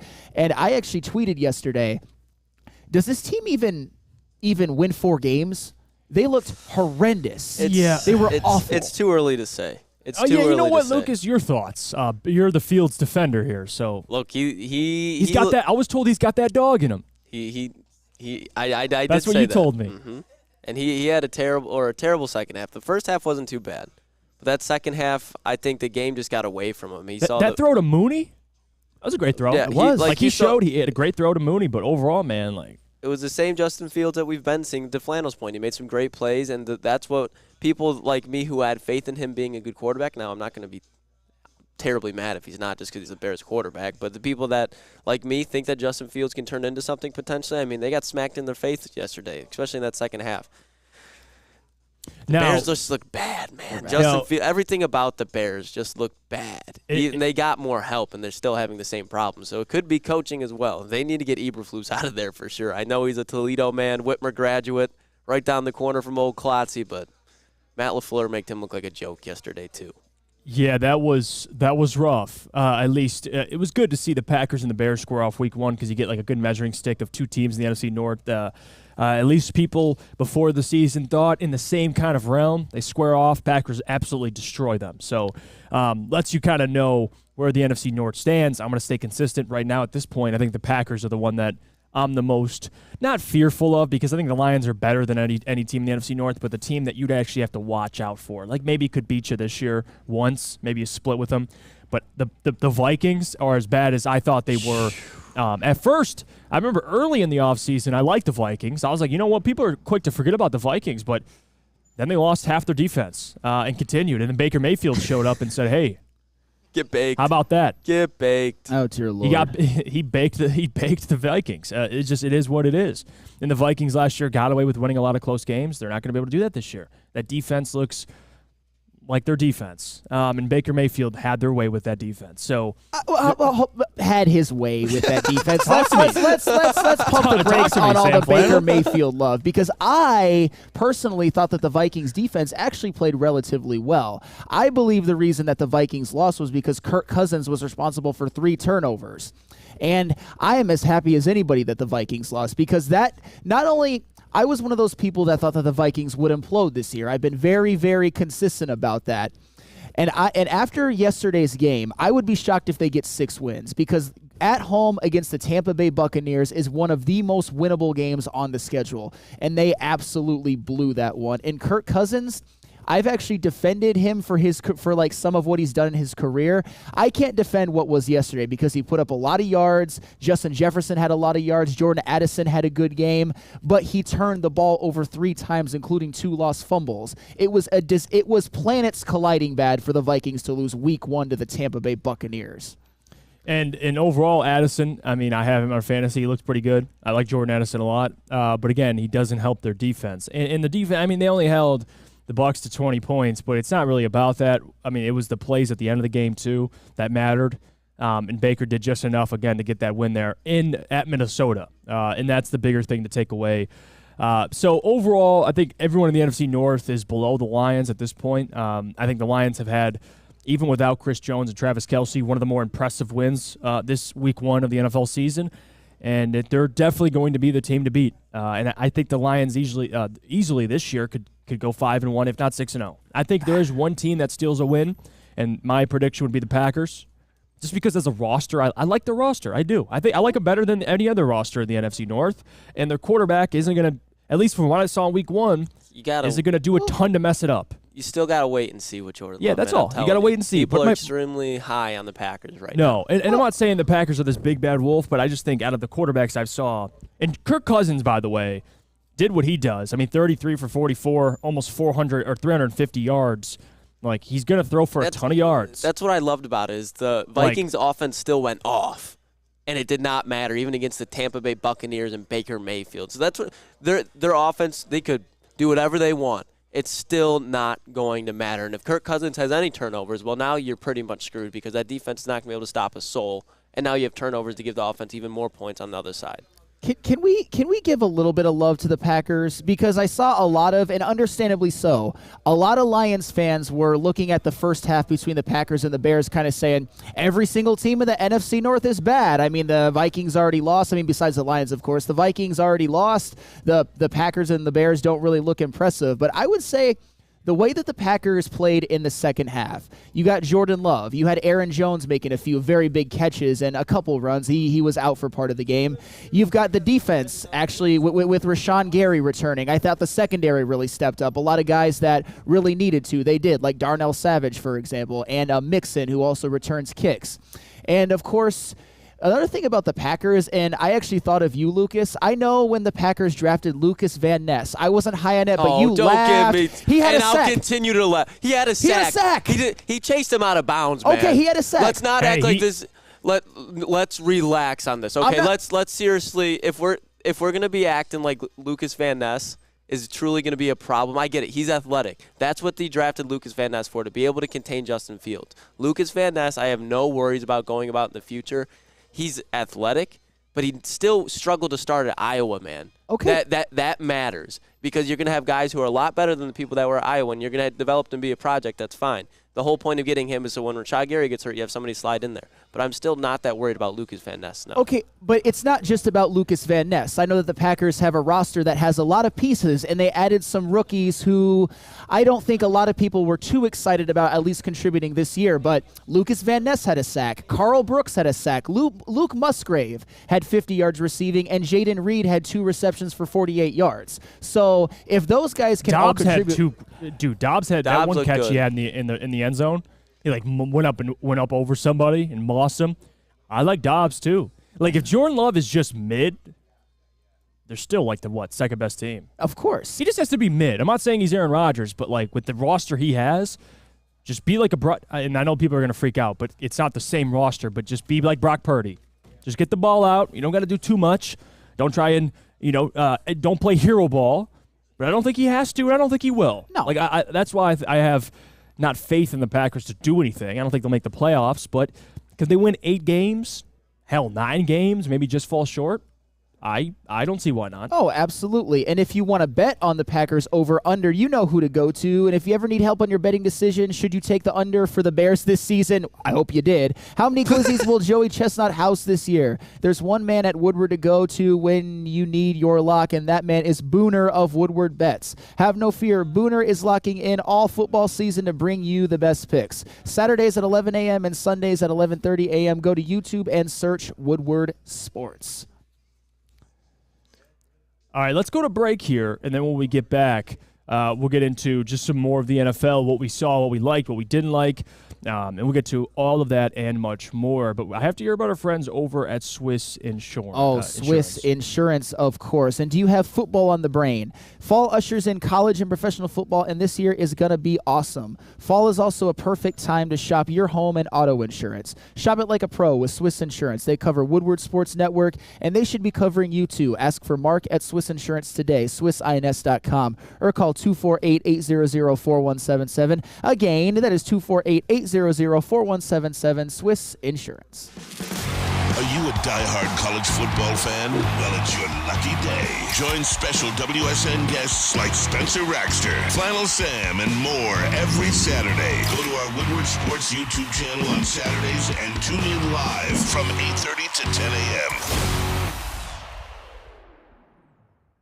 Come to any Lady Jane's Haircuts for Men for an award-winning haircut experience from one of our talented stylists and register for a once-in-a-lifetime opportunity to win an all-expenses-paid suite for the 2024 NCAA tournament for you and 5 of your best buds. That's right, college basketball's most elite event. You and your 5 best friends just get to any Lady Jane's today for an award-winning haircut experience and automatically register to win the trip of your dreams. Lady Jane's Haircuts for Men open 7 days a week. Walk in anytime. Lady Jane's, it's wicked awesome. Now, coming to Woodward Sports, Woodward and Main Street, the Woodward Sports Network Detroit Lions show. Let's go! Catch Gabrielle D. Phillips, Matt Broder, and Terry Foster for all the latest news on your Detroit Lions every week. Only on the Woodward Sports Network YouTube channel and woodwardsports.com.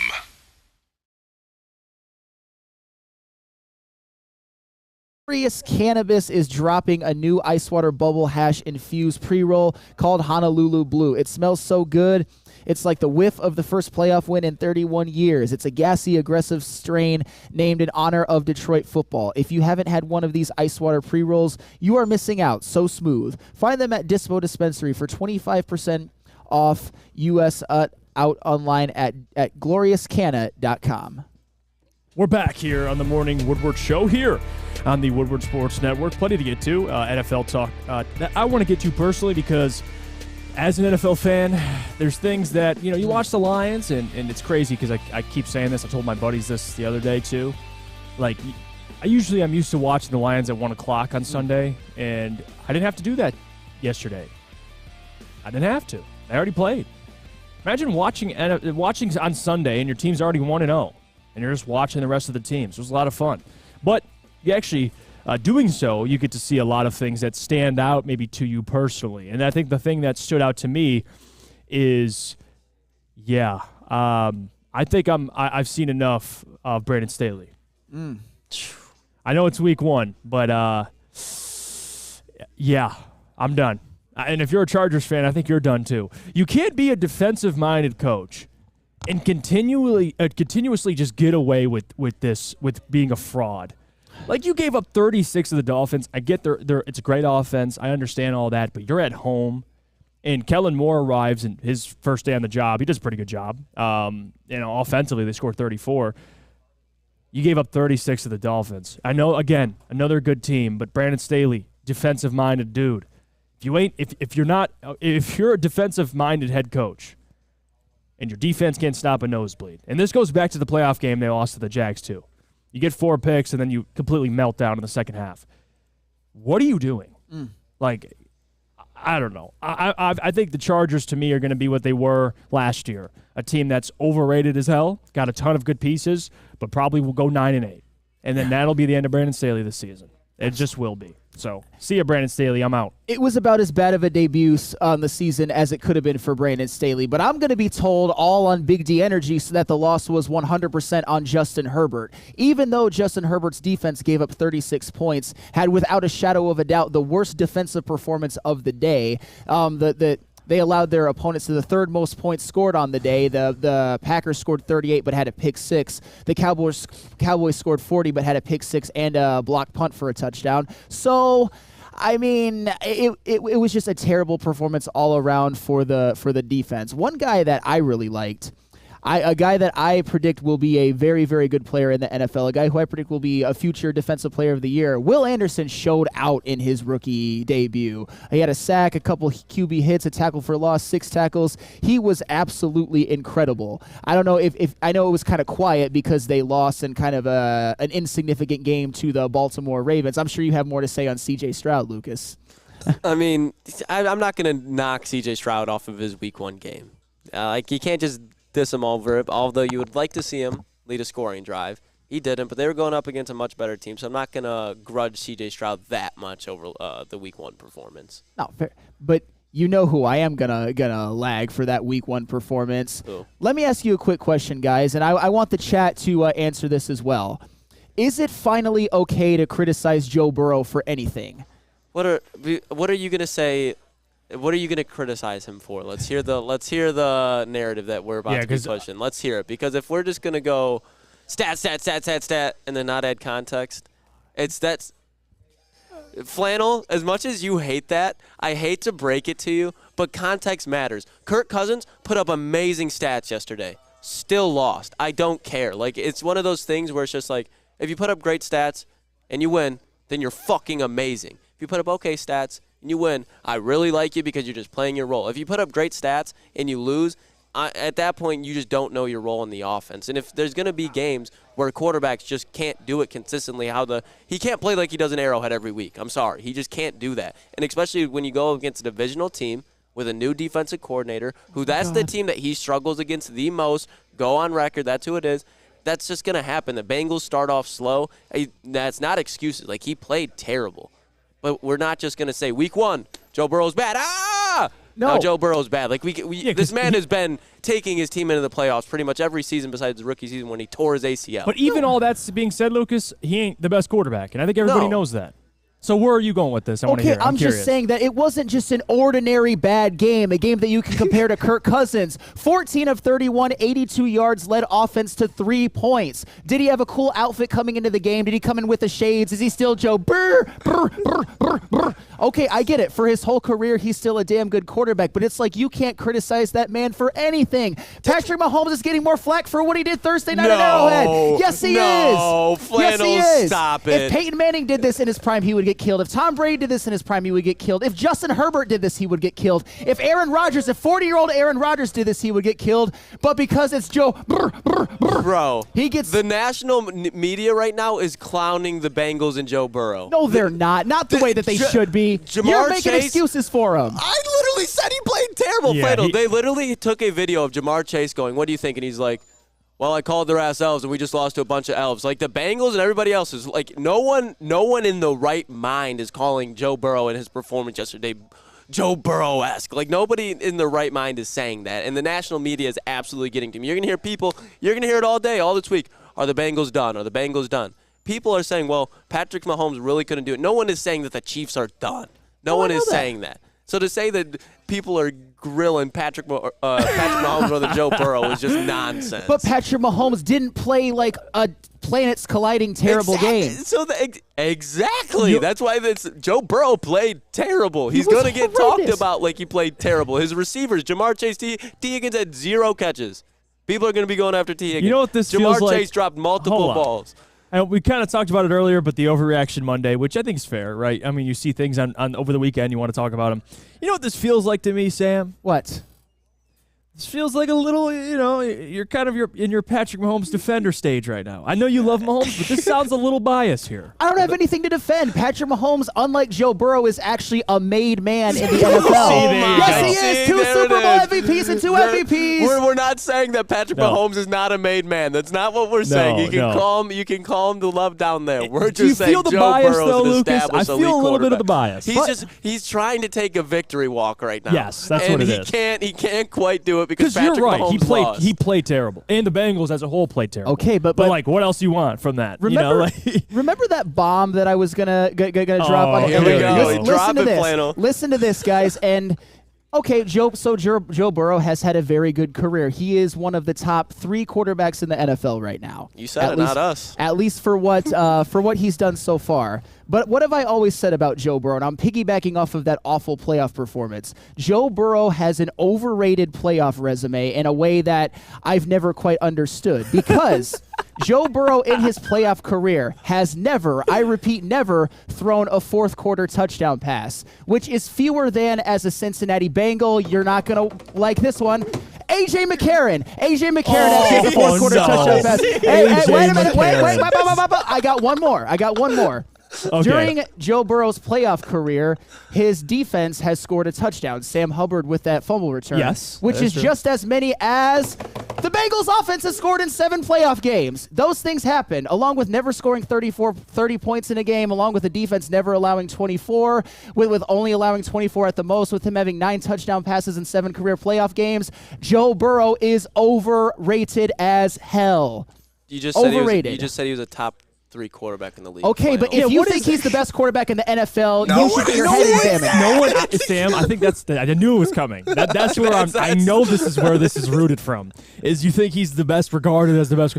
Nobody believes that. Oh, it's some in the national media do. Flannel, no one believes. Nobody believes. No one believes that Joe Burrow is better than Patrick Mahomes. I'm sorry, they don't.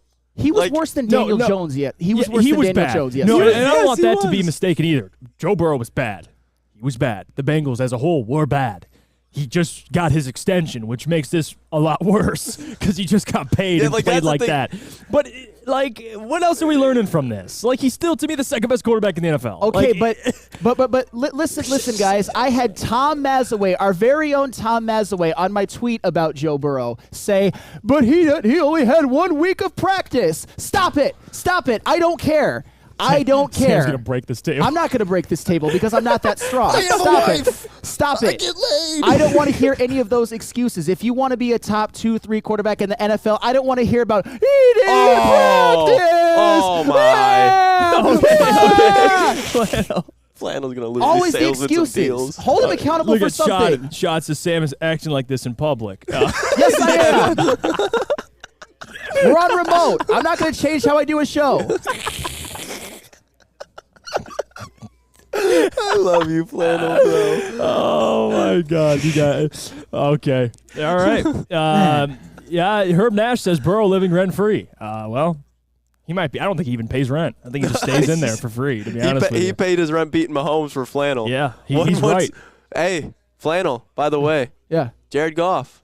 Yes. 2-0 against Mahomes but on prime time. Hey. Prime time. Also, is he's it better. Campbell-head now? Yeah, so he's better. No one's saying he's better. Also, so it's Goff head and Burrow head. You know what else, guys? And a lot of people don't know this, and a lot of people aren't going to like this. Peyton Manning is 3-2 against Tom Brady in the playoffs, so he's a better playoff quarterback. That's the logic we're going on after now. That's true, guys. I know you guys are you're the only one that said that. It doesn't matter because I said it. If you guys say it, it's like it's. Oh my God, you guys really. Namaste. Namaste. Namaste. Juice's Ghost says, why you trusted QB narratives from Maz? That's a good point. You're trusting Maz with his quarterback narratives. The Malik Willis Maz loves every quarterback. He would still, after last night, he would still take Daniel Jones in Detroit if he could. 100%. Yes, and he would keep Jared Goff. He would just rotate him. he would rotate him. Oh, play Jared in the second half. Daniel in the first half. Malik Willis is the goal line quarterback. Yeah. Okay, well, let me tell you about our friends over at Randy Y, shall we? What a transition. Because how would you like to see famous athletes like a Jim Harbaugh or Darren McCarty or Braylon Edwards play golf with Average Joes? Thanks to our friends over at Randy Y's Automotive in Woodward Sports, you'll be able to do just that. It's the Randy Wise Celebrity Golf Tour. Make the wise choice and pay attention to Woodward Sports for more information soon. We'll see you guys right after the break. Winners, losers, pushes and draws, over-unders, prop bets, futures and spreads. Are you sick and tired of your picks being losers? Do you want to learn how to bet like a champion? Well, Woodward Sports searched the globe for the most dangerous man with a bet slip in his hand and gave him a show. Coming soon to Woodward Sports. Tune in every weekend as we introduce the greatest gambler to ever walk the earth. Hi, I'm Booner, and I don't lose. Your home is your most important asset. Flexibility in the sales process is key. When you work with Mark White and Associates, you can cancel at any time, for any reason, without penalty. Speaking of flexibility, check this out. Who you work with matters. Hire the best broker in the game.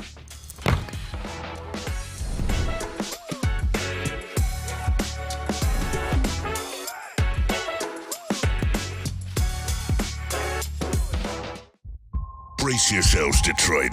As the sun begins to set, two of Woodward Sports' brightest young stars will be taking the mic for a brand new show. Woodward Nights with Booner and Broder. The dog days in Detroit are over, and the boys are unleashed. Join in on the banter and hop on the bandwagon of the #1 night show on the internet. Tune in to the Woodward Sports YouTube channel every weeknight from 8 to 10 p.m. Woodward Nights with Booner and Broder. Let me tell you about our friends over at the Academy of Warren, because listen, people, they're enrolling now. Get your child signed up. You can enroll them at theacademyofwarren.net. They got great features. You check out the sports field, which I got a glimpse of, soccer field that could be used for football as well, 7-on-7. They got a basketball court, and like I said, a soccer field as well. The perfect place for your child to start the learning experience. Enroll now, theacademyofwarren.net. We're back. It's the Morning Woodward Show here on the Woodward Sports Network. I want to get to the Monday Night Football game tonight. Buffalo Bills taking on the New York Jets. And then we'll get to what's trending with Lucas, because I'm sure Lucas is going to make fun of me for me getting my ass whooped in fantasy, but I have my explanation for that. You know what? I do. I have an explanation for it. But let's get to this the game tonight, because probably one of my favorite games of the entire weekend, because I finally get to see the New York Jets. A team that I think are frauds.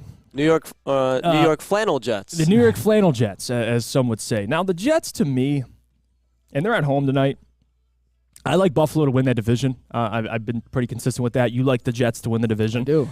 This is where we differ. But I will say that this is a big game for Aaron Rodgers. I mean, it is, of course, the 9/11 game in New York. It's Aaron Rodgers' debut. But also on top of that, it's a chance to really, right away in week 1, go after a team that has been top of the AFC for the last couple of years now. So it's a good measuring stick for the Jets, but what are your expectations tonight? What are you looking to see? Well, I would say, and I know this is a little bit strong of a statement going into week one, that for the Jets, it's not must win, but it's close to must win as possible as you can have in week one, because they're going against the Buffalo Bills. The New York Jets are at home. The Jets do have, as everybody likes to point out, a very, very difficult schedule. And if they win tonight, if Aaron Rodgers looks good, if that defense can slow down Josh Allen and the Bills offense, I think that there's a lot of hope for the Jets moving forward, and they have definitely a path to winning this division. If they lose, then that's going to really put them behind the 8 ball. I understand that it's just one game, but home against the Bills,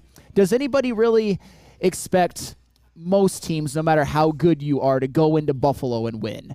Going into Miami and winning is tough. Going into even New England and winning is tough. Yeah. So you gotta stack up home wins against divisional opponents, and I think coming out, Aaron Rodgers is going to have this offense playing better than they have in how many years at this point? You tell us, Flannel. Decades at this. I mean, honestly, the New York Jets, their quarterback history is pretty putrid. So I think the New York Jets, Aaron Rodgers' presence is going to inject life in this team, and they're going to go out and win. I would say 31 to 21. 31. Ooh. Yes. In the opener, the home opener for Yes. the Jets.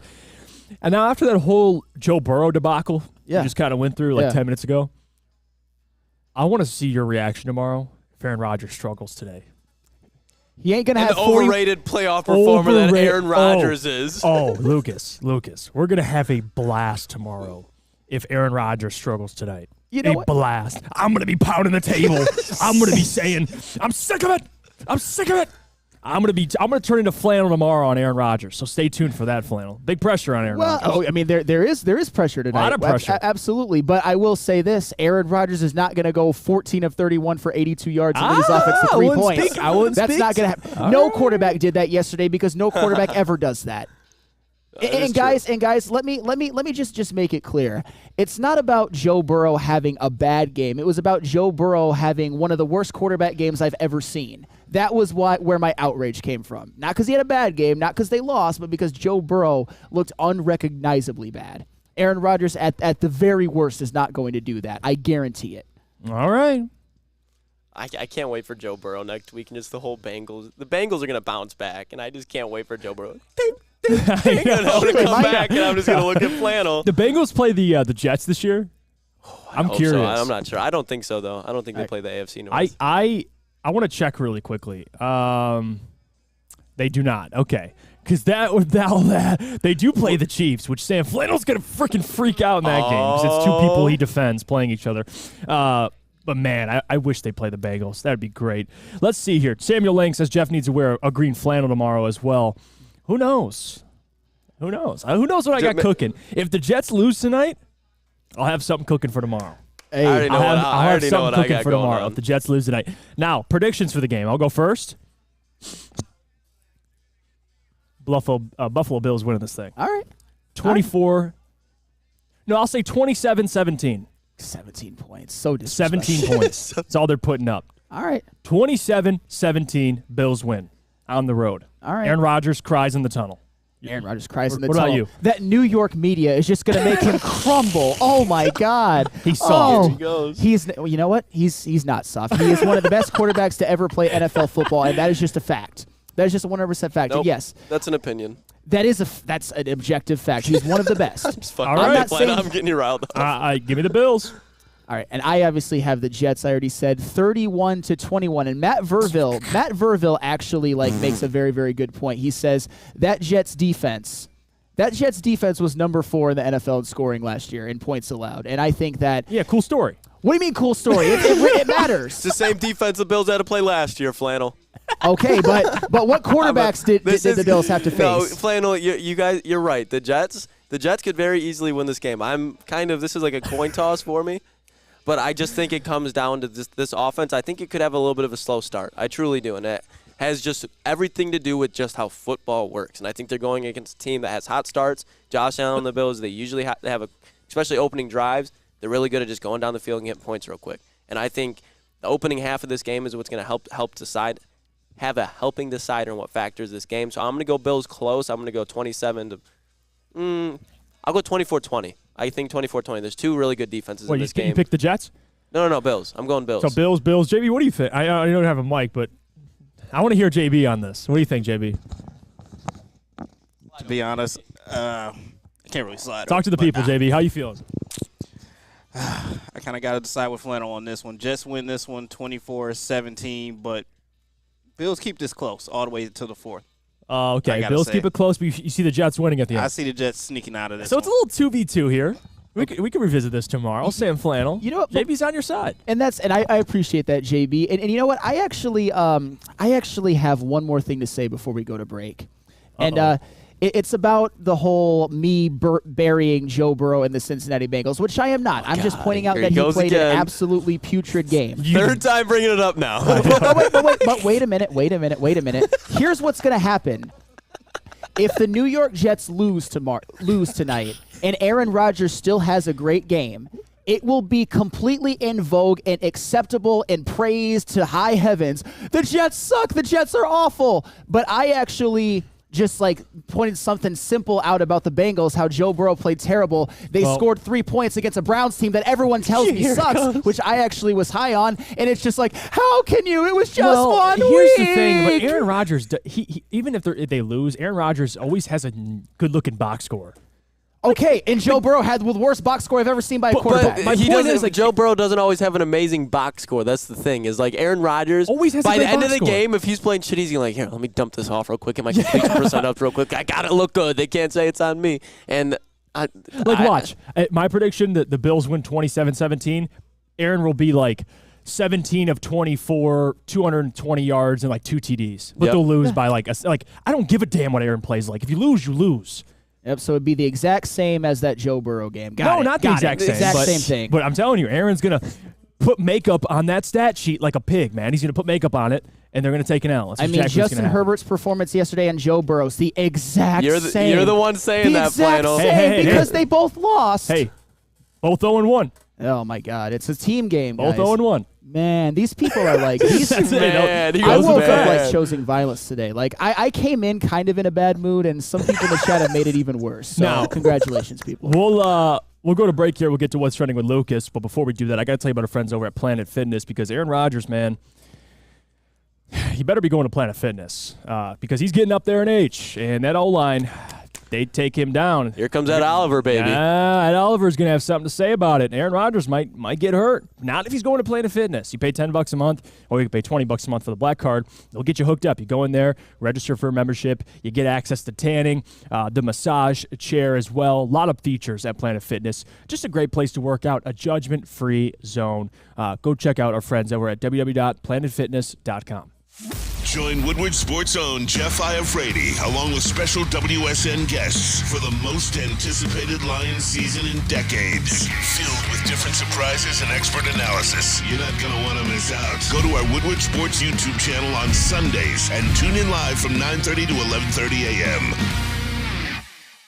Gabby is a college student struggling to study for her big exam. Then she discovered Syntron, a healthy way for her to stay awake and focus. Jennifer frequently has chaotic days like this until she gets online, orders some Syntron, and finds her groove. April visited her local grocery store, purchased a case of Syntron, and entered to win the Syntron 100K Vegas giveaway. Pick up your case of Syntron today at any Meijer location or visit drinksyntron.com/Vegas and enter for the 100K Vegas giveaway. Woodward Sports' own Tom Mazaway and Sam Stick Day will be hosting our Lions postgame show after every Lions game all season long. Tune into the Woodward Sports YouTube channel for his hot-off-the-press takes, game analysis, and Kool-Aid sipping celebrations. You won't want to miss it. Join Maz, Stick, and special guests each week immediately following every Lions game, exclusively on the WSN YouTube channel. How would you like to win a $100,000 Vegas getaway? Take your friends and live it up in the city that never sleeps. It's a Syntron Energy. Drink it and live it. Purchase a 24-pack today and enter to win. Register at drinksyntron.com/Vegas and buy Syntron at your local Meijer store. Syntron, the healthier energy drink with great taste. Look good, feel great, and be the best version of yourself with Syntron. Drinksyntron.com/Vegas. Welcome back to the Morning Woodward Show here on the Woodward Sports Network. You know what time it is. It's time for What's Running with Lucas. Lucas, what do you got for us? Oh, Jeff, and more importantly, you know what time it is. Stop so, in case you guys didn't know, me and Jeff had a little fantasy matchup this week. And I wouldn't even call it a matchup. Buddy never stood a chance. Dude, never stood a chance. I don't want to hear We're it, in a dude. 14-man league. Smoked. You still got Garrett Wilson to play tonight. I mean, look at my guys. Like that's Okonkwo, on you. Okonkwo got 0. Mark Andrews probably wouldn't have done much yesterday, to be honest. Are you joking? He really wouldn't. He would have not have gotten Jamal you enough. Williams had 7. Sky Moore. I hate Sky Moore, dude. I'm out. This is on you. I'm sick of Sky Moore, dude. I'm sick of Sky Moore. I'm sorry. You know what? This is on me. I took an L. You did. I took a bad L. Jalen Hurts didn't even play well for me. Yeah, but your team, they showed out yesterday. They did. My team did not show up. And hopefully Mark Andrews is back. Jonathan Taylor gets his you-know-what together, and he comes back, and you know what? We'll see what happens. But, yeah, Lucas, you gave me the business. Congratulations, Ball knowers, by Lucas. the way. You know what the team says? Congratulations. Ball knowers. Oh, okay. Baby back Gibbs. You don't even have Gibbs on your team, bro. I tried. Adjust the team name. They took him. Adjust the team name. I'm coming. Like Dion said. Can't say I'm coming anymore. But I'm coming. Here's a good stat for Flannel. Mm-hmm. Jared Goff. He is on his way to having one of the best stat lines in NFL history. He has not that much longer to go. I'm trying to see. So it's 359 to 402. So let's do that quick mental math. What is that? 43 passes? 53 passes? I can't think. Math was my so 43 passes until he can pass Aaron Rodgers, your boy, Aaron Rodgers, for the longest streak in NFL history without an interception. So will he break that? And when he does, if he does, what will your reaction be to that? I mean, I think he will break it at this point. It just seems like he's taking care of the football I don't even really see him put the ball in harm's way really much anymore. And I get it. The Seattle Seahawks, they have a secondary with Tariq Woolen and Devon Witherspoon coming back, Quandre Diggs. On paper, it's very, very good, and it looks like ripe for Jared Goff to get an interception. But the way that he's just been taking care of the football and playing smart, clean, and efficient, I think he'll probably get to about 425 or 430 before he throws one. And if it does happen, then obviously he's better than Aaron Rodgers, right? And you know who else he passes? Tom Brady. But nobody talks about that. You're the one saying this, not I. Well, I just know how people in the chat think. They just love to hate who I love, and that's okay. Chat is rent-free in Flannel's head today, man. Yes, they are. Yes, they are. Yes, they are. I love it. I'm a lunatic today. Yeah. Well, we know this. We know this Doing information. baby cries in the middle of the car dealership. Mason Leach says, Flannel, you just hate Tom Brady. I do hate Tom Brady. I hate Tom Brady. You with heard a passion. Heard it right from the man himself. What else you got for us, Lucas? Well, Jeff, I wanted to ask you, too. What do you think about Jared Goff? Will he break that streak or Aaron Rodgers' streak? And if he does, what will it mean? Well, at least for me with Jared Goff, I don't really care, to be honest with you. I know it's significant and going a certain amount of time without throwing an interception. He's good at throwing an interception. Like, it's going to happen. Whether it's this week or the following week, it's going to happen. It's for him to be in the same category as Aaron Rodgers and Tom Brady for not throwing interceptions is super impressive. But if he does, it's not the end of the world. I think the better thing to think about is now that you have a defense that could save his ass if he does throw an interception, which, thank gosh.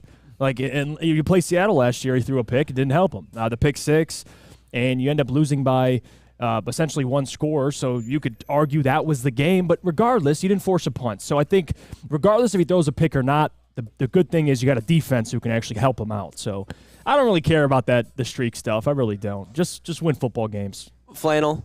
Mm-hmm. Aaron Rodgers, I told you, is going to put makeup on a stat sheet, go all this time without throwing a pick. I just want to win games. I don't give a damn. So Aaron Rodgers actually gets penalized for not throwing interceptions. No. That's what you said, bro. Well, hold on. My point is I don't take a lot of stock in it. Flannel Go check Aaron Rodgers' playoff stats. They're really damn good. Awesome. One ring. Move on. Oh, man, but when Tom Brady throws interceptions, it's strategic, right? No, my God. I'm just saying the interceptions aren't always, this guy throws less interceptions. I don't give a damn. But Aaron Rodgers, has he not done a hell of a lot of regular season winning? Good Lord.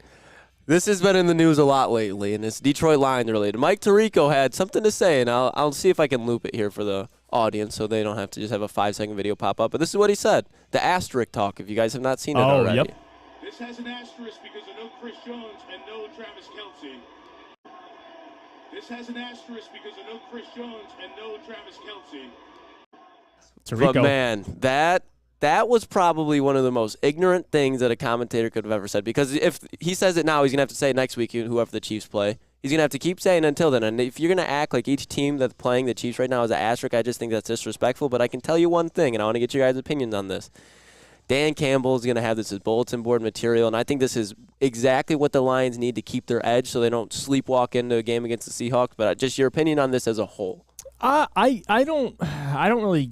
I know people. It's Detroit versus everybody. That's always the mentality. So everyone, jumps on Mike Tirico. It's not a big deal to me. I mean, he said a comment that he regretted. I mean, he commented on it. I think he spoke to Tony Paul, I believe, from the Detroit News, if I'm not mistaken, and kind of clarified the comments. I mean, he's from the area. He said that I shouldn't have said that. It kind of took away the spotlight on the Lions, which it should have been all on the Lions, and not saying it's an asterisk or any of that bull crap. You should have just gave them credit. So. It's not as big of a deal as it is to me, but you're right, Lucas. I think the benefit of this is Dan can use it for bulletin board material. So if it helps motivate these guys, then I'm all for it. But I'm not going to sit here and say, man, screw you, Mike Tirico. Mike Tirico's he's been on the Lions train for a little bit now. So I don't want to. Him and Chris Collinsworth were distraught watching Mahomes lose on primetime, and they had to call it. They didn't know how to react. Chris Collinsworth, to your point, that dude sucks off Mahomes bad. I'm sorry, he does. So Tirico gets a little bit of a pass right now, but Collinsworth, man, he's got Mahomes' junk in his mouth. You guys act like sucking off Mahomes is a bad thing. Oh, when you're a commentator and you have to stay on even. Yeah, seriously. Proverbially, of course. But did they also suck off Brady? I bet that was okay. Hold on. But here's the thing: when you're a commentator, especially with Collinsworth, you have to stay neutral.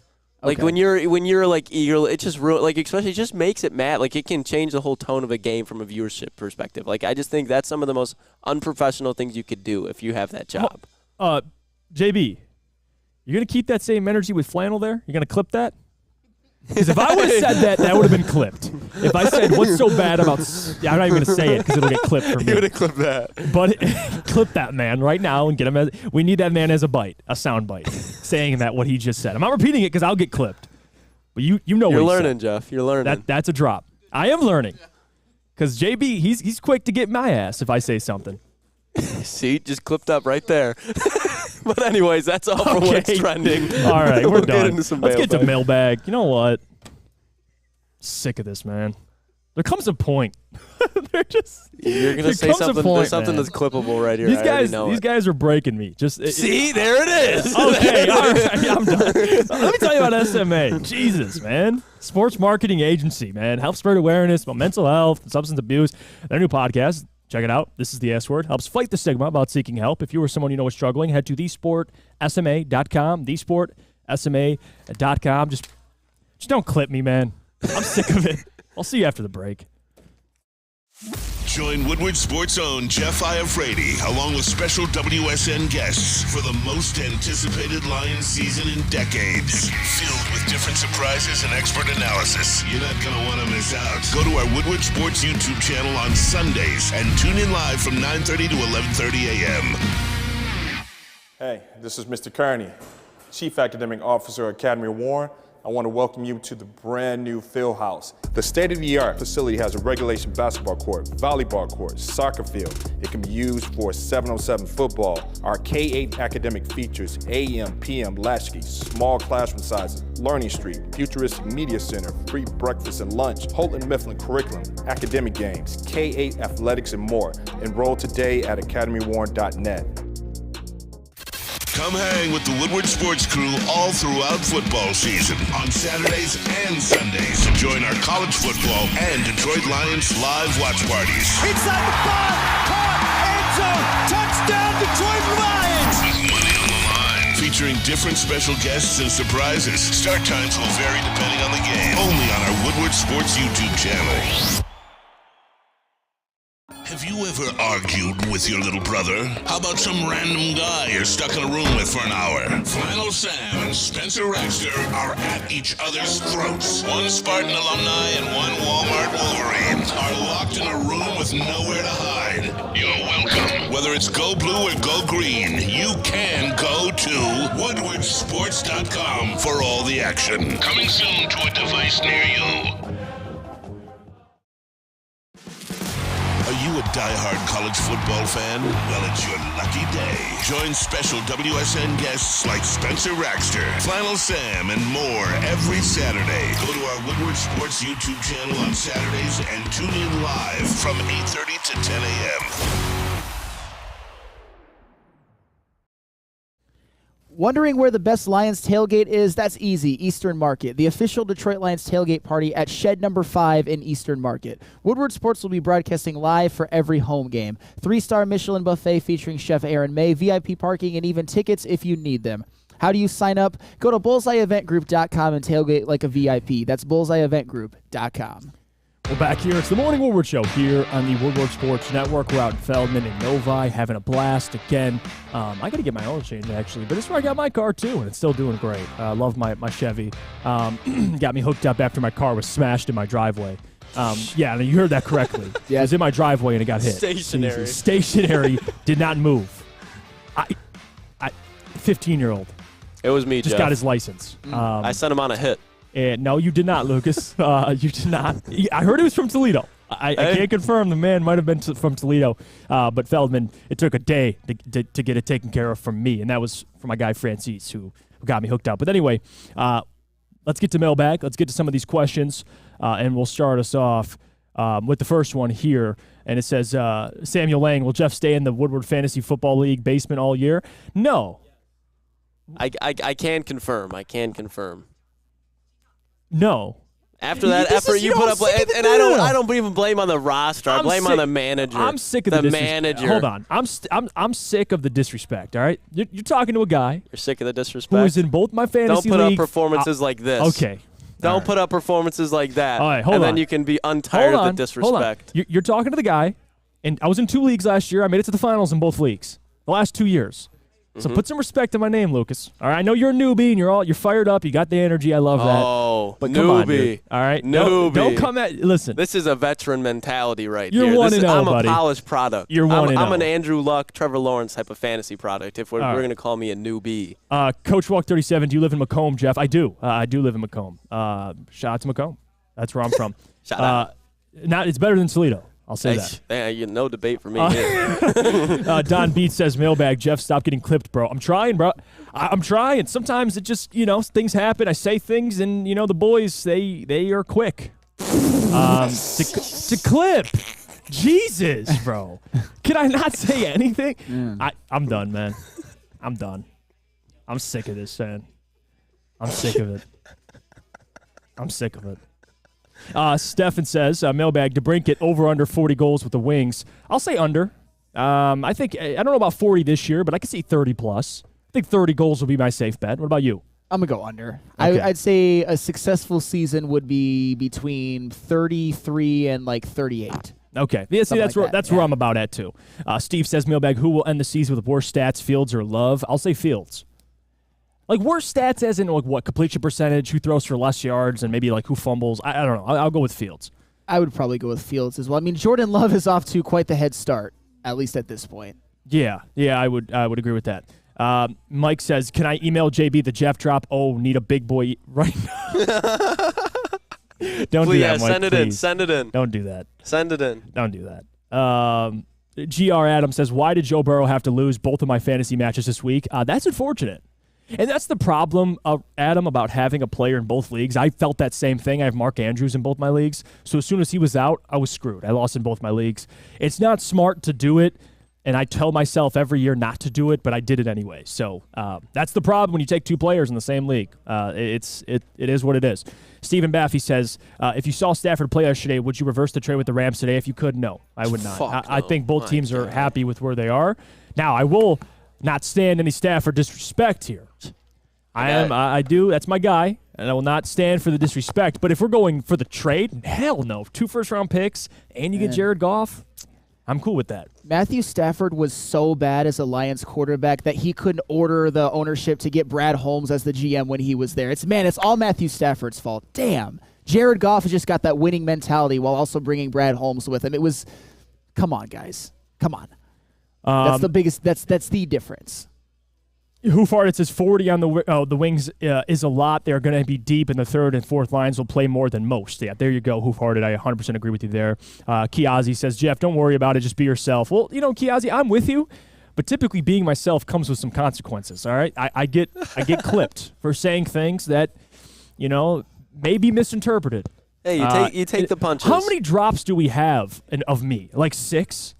JB's probably got like a JB's absolute got like 7 playlist. Like a playlist of unreleased Jeff And drops. how many drops do we have of anybody else on the show? Only a couple. Only the ones that truly matter. Okay. Like the drops that truly matter. It sounds a little biased here.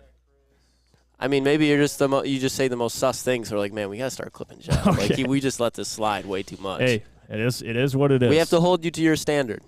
Detroit Supremacy says, Sam, has Mahomes ever won a real ring? Detroit Supremacy is a cultist. I went after him on Twitter the other day. What a wild accusation. No, he is a real ring. What? So who has won a real ring? Like that is the dumbest thing that has ever been said on this chat. Tom Brady won real rings. Oh, he won real rings. And to be honest, rings. I am all about free speech and every single person getting a chance to type in on this. But because you said that, I would actually support banning him. I would support him actually. Stop it. I would ban him. Detroit Supremacy is a fine member. No, he's not. Of the YouTube channel. No, he's Much not. respect to him. No respect to him. He brings the heat.